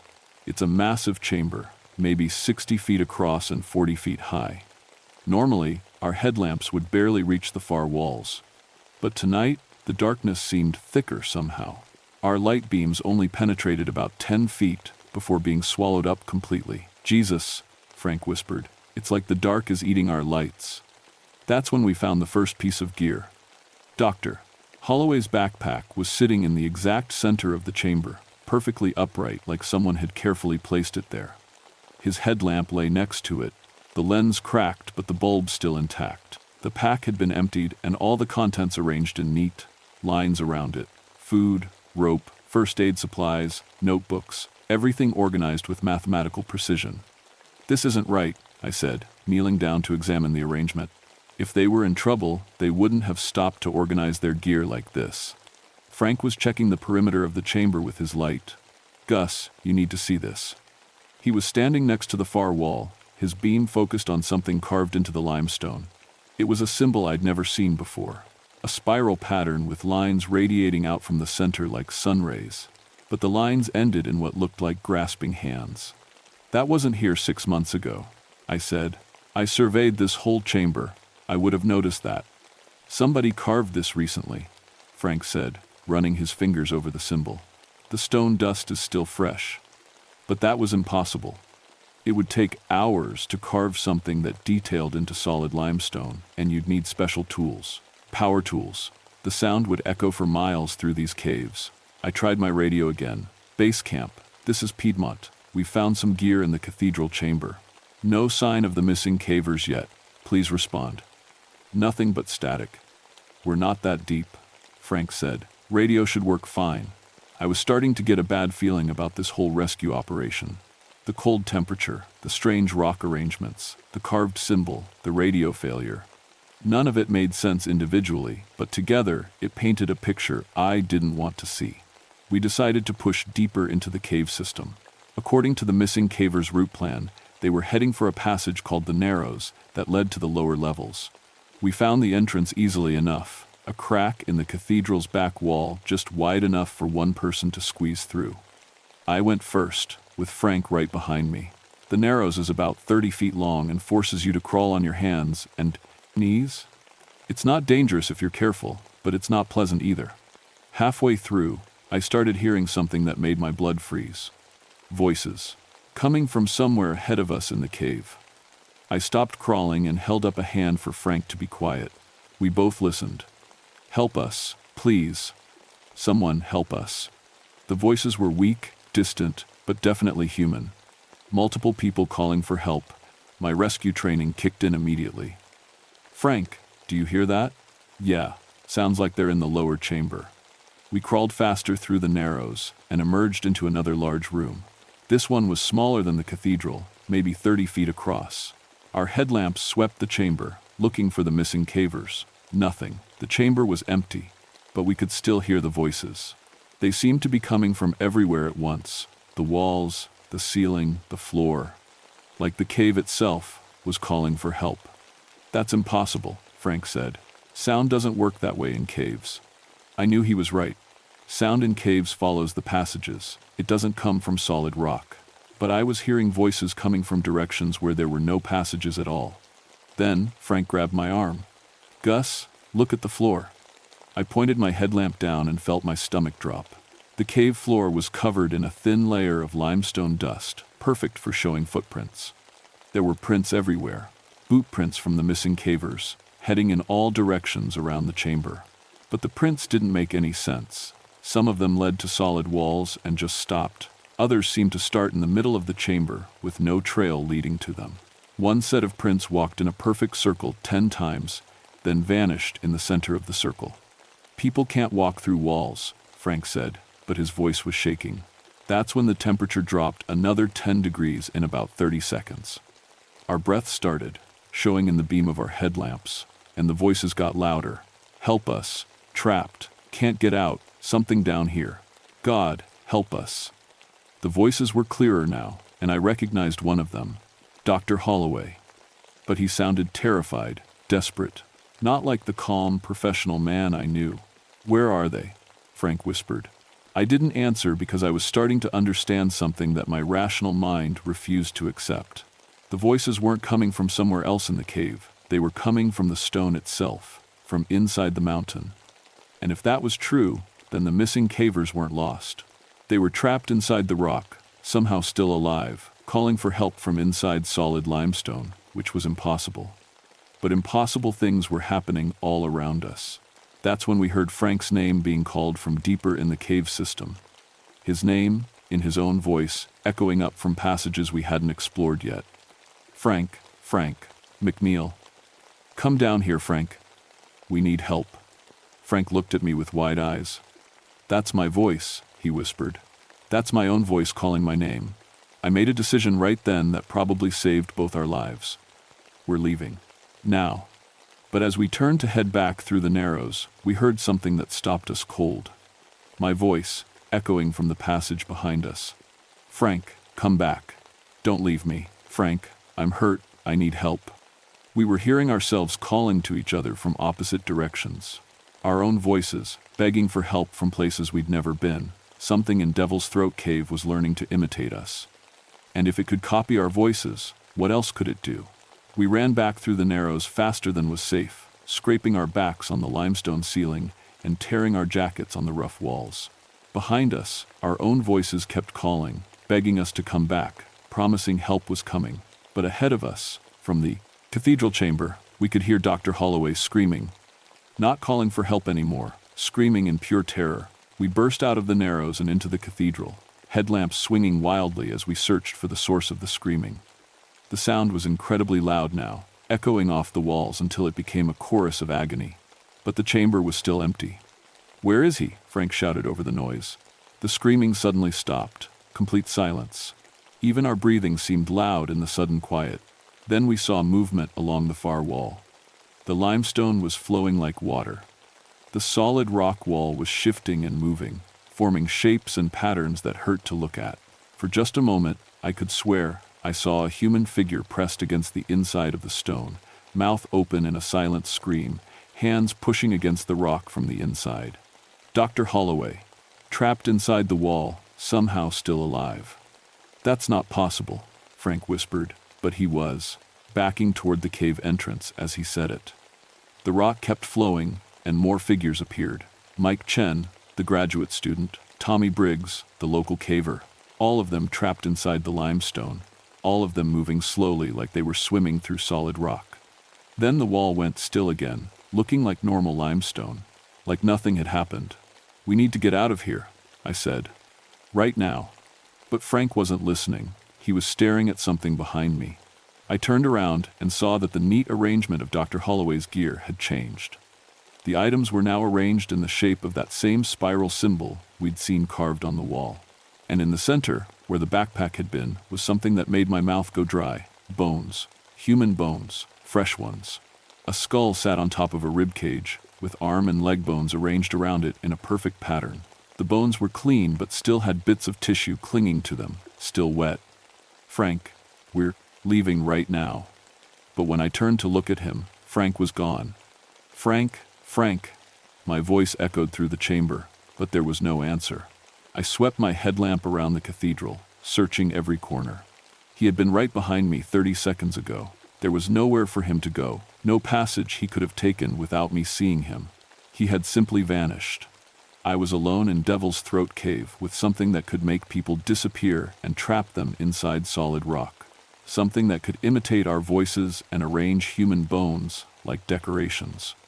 I started backing toward the cave entrance, keeping my headlamp pointed into the chamber. The darkness seemed to follow me, staying just at the edge of my light. As I moved, I could hear Frank calling my name from somewhere deep in the cave system. "Gus, Gus, where are you? I'm lost. I can't find my way out." But it wasn't Frank's voice anymore. It was close, but something was wrong with it. The tone was right, but there was an echo to it that didn't match the cave acoustics. And underneath the words, I could hear something else. A sound like grinding stone. I kept backing up, but the entrance passage seemed longer than it should be. I'd walked this cave dozens of times. The cathedral was only 200 feet from the entrance. But I'd been walking for 10 minutes and still hadn't reached the way out. The passage walls were changing too. The smooth limestone was becoming rougher, covered in formations that looked almost like faces. Human faces pressed into the rock, mouths open in silent screams. My grandfather's voice echoed in my memory. Things in the deep that ain't meant to see daylight. I stopped walking and really looked at one of the wall formations. It was a face. A human face, carved in perfect detail. The features were contorted in terror, but I recognized them. Tommy Briggs. The local caver who'd gone missing 3 days ago. His face was part of the cave wall now, limestone flowing around his features like he'd been pushed into wet concrete that had hardened around him. But his eyes were moving. They tracked my movement as I walked past. The whole wall was covered in faces, dozens of them, people who had been trapped in the rock, somehow still conscious, still aware, still suffering. I ran. I sprinted down the passage, no longer caring about cave safety protocols. My headlamp beam bounced wildly as I ran, showing me more faces in the walls, more impossible sights. The passage twisted and turned in ways I didn't remember. Passages branched off in directions that shouldn't exist. Behind me, I could hear something moving, something large.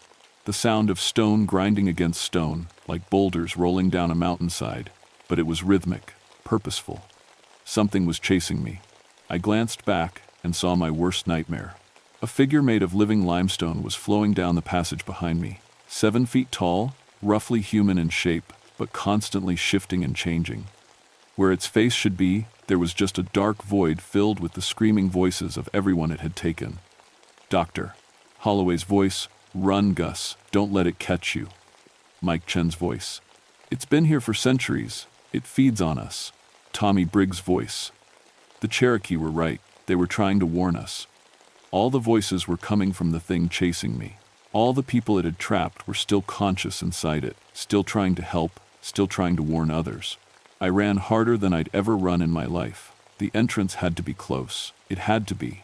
But when I finally saw light ahead, it wasn't the cave entrance. It was another chamber, one I'd never seen before. And standing in the center of it was Frank. "Gus, thank God you're okay. I've been looking everywhere for you." I stopped running and raised my headlamp to look at him. Frank looked normal, exactly like he should. His gear was intact, his headlamp was working. He seemed calm and rational. But Frank had been wearing a blue jacket when we entered the cave. Now he was wearing red. "Frank, what happened to your jacket?" "Well," he looked down at himself, confused. "What do you mean? I've been wearing this jacket all day." The grinding sound was getting closer. Whatever was chasing me would be here soon. "Frank, we need to get out of here right now. There's something in this cave, something that's been taking people." He smiled, but the smile was wrong. Too wide. Too many teeth.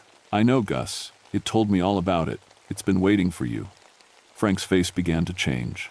The features stayed the same, but they started to look like they were made of stone instead of flesh. His eyes became dark pits.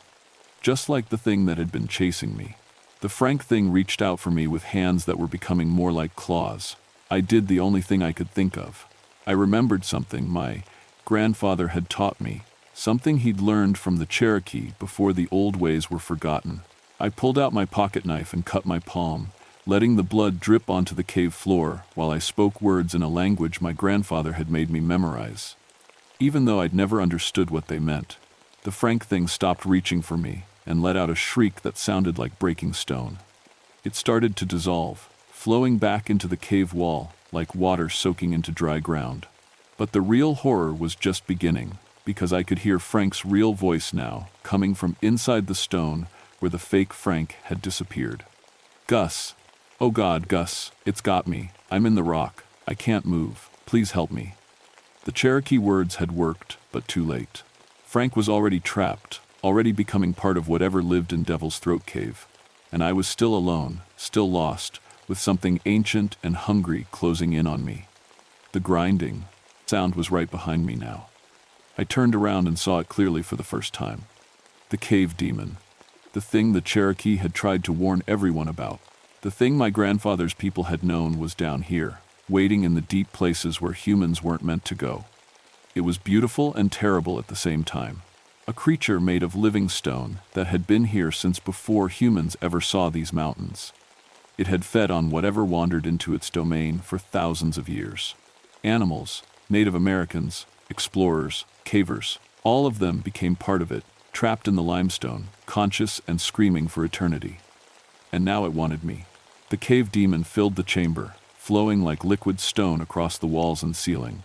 Up close, I could see that it wasn't just one creature. It was made up of hundreds of people who had been absorbed over the centuries. Human figures pressed against its surface from the inside, their faces twisted in permanent agony. But they weren't just trapped, they were still trying to help. "The water, Gus, doctor." Holloway's voice came from the creature's chest. "Running water, it can't cross running water." I remembered now. Cherokee legends always mentioned running water as protection against evil spirits. My grandfather had told me that too, but I'd forgotten until now. I looked around the chamber desperately. Devil's Throat Cave was carved by an underground river. There had to be water somewhere. The demon was moving toward me slowly, savoring the moment. It had all the time in the world. I was trapped in a dead-end chamber with no way out except past the creature. "You will join us," it spoke with the combined voices of everyone it had taken. "You will become part of the mountain, part of the eternal stone. Your screams will echo in these caves forever." But then I heard something that gave me hope. The sound of running water, faint but getting stronger. Somewhere in this chamber, there, was an active stream. I moved my headlamp around the chamber walls, looking for the source of the sound. There, in the far corner, almost hidden behind a limestone formation, was a crack in the wall with water flowing out of it. The demon saw what I was looking at and moved faster, trying to cut me off. But I had 19 years of cave experience on my side. I knew how to move in tight spaces. I dove behind the limestone formation and found myself in a narrow passage with a stream running down the middle. The water was only about 6 inches deep, but it was flowing fast. And the demon couldn't follow me. It stood at the entrance to the passage, reaching toward me with arms of living stone, but it couldn't cross the running water. Every time it tried, the limestone would hiss and steam like acid was being poured on it. "This won't save you forever," it said with Frank's voice. "The water will stop flowing eventually. And we will wait. We have waited for centuries. We can wait longer." But I had an idea, a desperate, probably suicidal idea. I started following the stream deeper into the mountain. If this was an active water system, it had to lead somewhere. Maybe to the surface. Maybe to the main underground river that carved these caves. The passage was narrow, forcing me to crawl through the water on my hands and knees. But I could hear the demon following me along the dry passages that ran parallel to the stream. It was staying close, waiting for me to make a mistake. The stream led me deeper and deeper into the mountain, through passages I'd never seen before. Some of them opened up into larger chambers where I could stand and catch my breath. But the demon was always there, flowing along the walls just out of reach of the water. After what felt like hours, I heard something that made my heart race. The sound of rushing water up ahead. Lots of water. I was approaching the main underground river. I crawled faster through the narrow passage, ignoring the pain in my knees from the rough limestone. Behind me, the demon was making sounds like a landslide, frustrated that it couldn't reach me. The passage opened up into a huge chamber with a river running through the middle of it. This was the main water system that had carved Devil's Throat Cave over millions of years. The river was about 20 feet wide and moving fast. I could feel the current from where I stood. But there was a problem. The stream I'd been following flowed into the river, but there was no way to follow the river without getting in the water. And I didn't know how deep it was or where it went. It might lead to a sump, an underwater passage with no air. I could drown down there. The demon flowed into the chamber behind me, staying on the dry rock but getting closer to the water than it had before. "You have nowhere left to run," it said. "Join us willingly, and your suffering will be brief. Fight us, and you will experience agony that lasts forever." I looked at the river, then back at the demon. I thought about Dr. Holloway, Mike Chen, Tommy Briggs, and Frank. All of them trapped inside that thing, conscious and suffering, used as voices to lure more victims into the cave. I thought about my grandfather and the Cherokee who had tried to warn people about this place. They had known what lived down here. They had tried to keep people away. I made my choice. I jumped into the river. The current was stronger than I'd expected. It swept me downstream immediately, tumbling me over rocks and through rapids. The water was freezing cold, and my heavy rescue gear was dragging me down. But I managed to keep my head above water and my headlamp working. Behind me, I could hear the demon shrieking with the voices of hundreds of victims. It was following me along the riverbank, but it couldn't enter the water. The river carried me through chamber after chamber, some so low I had to duck my head to avoid hitting the ceiling. I passed through sections where the current was so fast I couldn't control my direction at all. But gradually, I started to see something that gave me hope. Light, real light, not from my headlamp. Somewhere up ahead, the river was leading toward the surface. I fought the current and managed to grab onto a rock near the shore. Pulling myself out of the water, I found myself in a chamber with an opening to the outside. I could see stars through the hole in the cave ceiling. I had found a way out of Devil's Throat Cave. But as I climbed toward the opening, I heard something that chilled me to the bone. The demon was still coming. It was above me now, flowing across the ceiling of the chamber like liquid stone. Away from the river, it could move freely again. "You cannot escape us," it said with Frank's voice. "We are part of this mountain. We are eternal. And now, you belong to us." It dropped from the ceiling, reaching for me with arms of living limestone. I scrambled up the rocks toward the opening, but I wasn't going to make it in time. That's when I remembered the other thing my grandfather had taught me. The reason the Cherokee had been able to live near this place for centuries without being destroyed. They had made a deal with the demon. A bargain. I pulled out my knife and cut my palm again, deeper this time. Blood flowed freely down my arm. "I offer you a trade," I shouted. "My blood, freely given, in exchange for safe passage." The demon stopped reaching for me. "What blood do you offer?" "Cherokee blood," I said, hoping I was right. "Fifth-generation mountain blood, the blood of those who first knew your name." The creature considered this. For a moment, all the trapped voices went silent. "Your grandfather knew our agreement," it finally said. "The old compact holds. You may leave, but you must never speak of us to outsiders. You must guard our secret. And the others, the people you've taken, they are ours now, part of the mountain, part of us. This is the price of trespassing in our domain." I wanted to argue, to demand the release of Frank and the others, but I could see, in the demon's flowing features, that this was not negotiable. It had given me more than it had given anyone else in decades. I climbed through the opening and found myself on a hillside I recognized. I was about 3 miles from the official cave entrance, but I was alive. Behind me, I could hear the voices of the trapped calling out one last time. Frank's voice, full of sadness, but also relief that I had escaped. "Tell my wife I love her, Gus. Tell her I died trying to help people." Then the opening sealed itself with flowing stone, and I was alone on the mountainside under the stars. It took me 6 hours to hike back to the ranger station. I was hypothermic, exhausted, and probably in shock. When I stumbled through the door at dawn, my supervisor took one look at me and called for an ambulance. At the hospital, I told them I'd fallen into the underground river and been swept out through a natural sinkhole. I said Frank and the rescue volunteers had been caught in a rockfall in the main chamber. I described the location as accurately as I could, knowing they'd never find the bodies. The official report listed Frank McNeil, Dr. James Holloway, Mike Chen, and Tommy Briggs as victims of a cave-in during rescue operations. Devil's Throat Cave was declared unsafe and permanently closed to the public. Steel grates were installed over every known entrance, but I know those grates won't stop anything.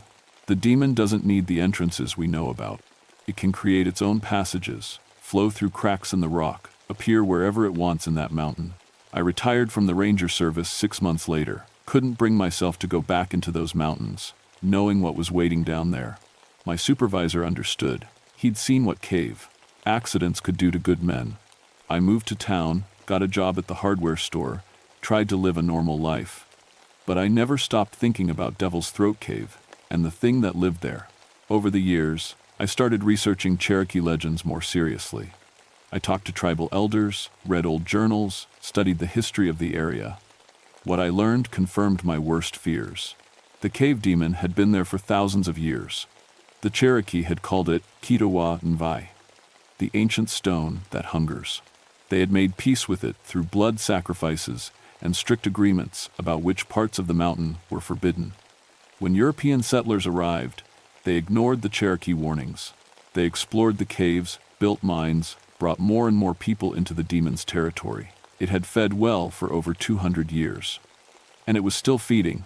Every few years, experienced cavers would go missing in the area. Search and rescue teams would find evidence of rock falls, equipment failures, underground floods. The mountains were dangerous. Everyone knew that. People died in caves all the time. But I knew better. I knew that some of those people were still alive, trapped in the limestone, part of an ancient hunger that would never be satisfied. I kept my promise to the demon. I never told anyone the truth about what happened in Devil's Throat Cave. When people asked about Frank's death, I stuck to the official story. Rockfall. Tragic accident. These things happen in dangerous places. But I also started doing something else. I began watching the area, keeping track of who went into those mountains and who came back out. When I could, I warned people away from the cave systems. I told them the caves were unstable, dangerous, not worth the risk. Some listened. Others didn't. On quiet nights, when the wind is right, I can still hear voices calling from the direction of Devil's Throat Cave. Frank's voice, pleading for help that will never come. Dr. Holloway's voice, trying to warn other cavers away. Tommy Briggs' voice, echoing the Cherokee warnings that no one had listened to. And sometimes, late at night, I hear my grandfather's voice mixed in with the others. He's been gone for 15 years now. But I think the demon got him too, eventually. It gets everyone who knows its secrets, one way or another. I'm 69 years old now. I don't have many years left. When my time comes, I know where I'm going. Back to Devil's Throat Cave. Back to honor the agreement my grandfather made and I inherited. The Cherokee Compact requires a guardian, someone to watch over the demon's territory and keep innocent people away.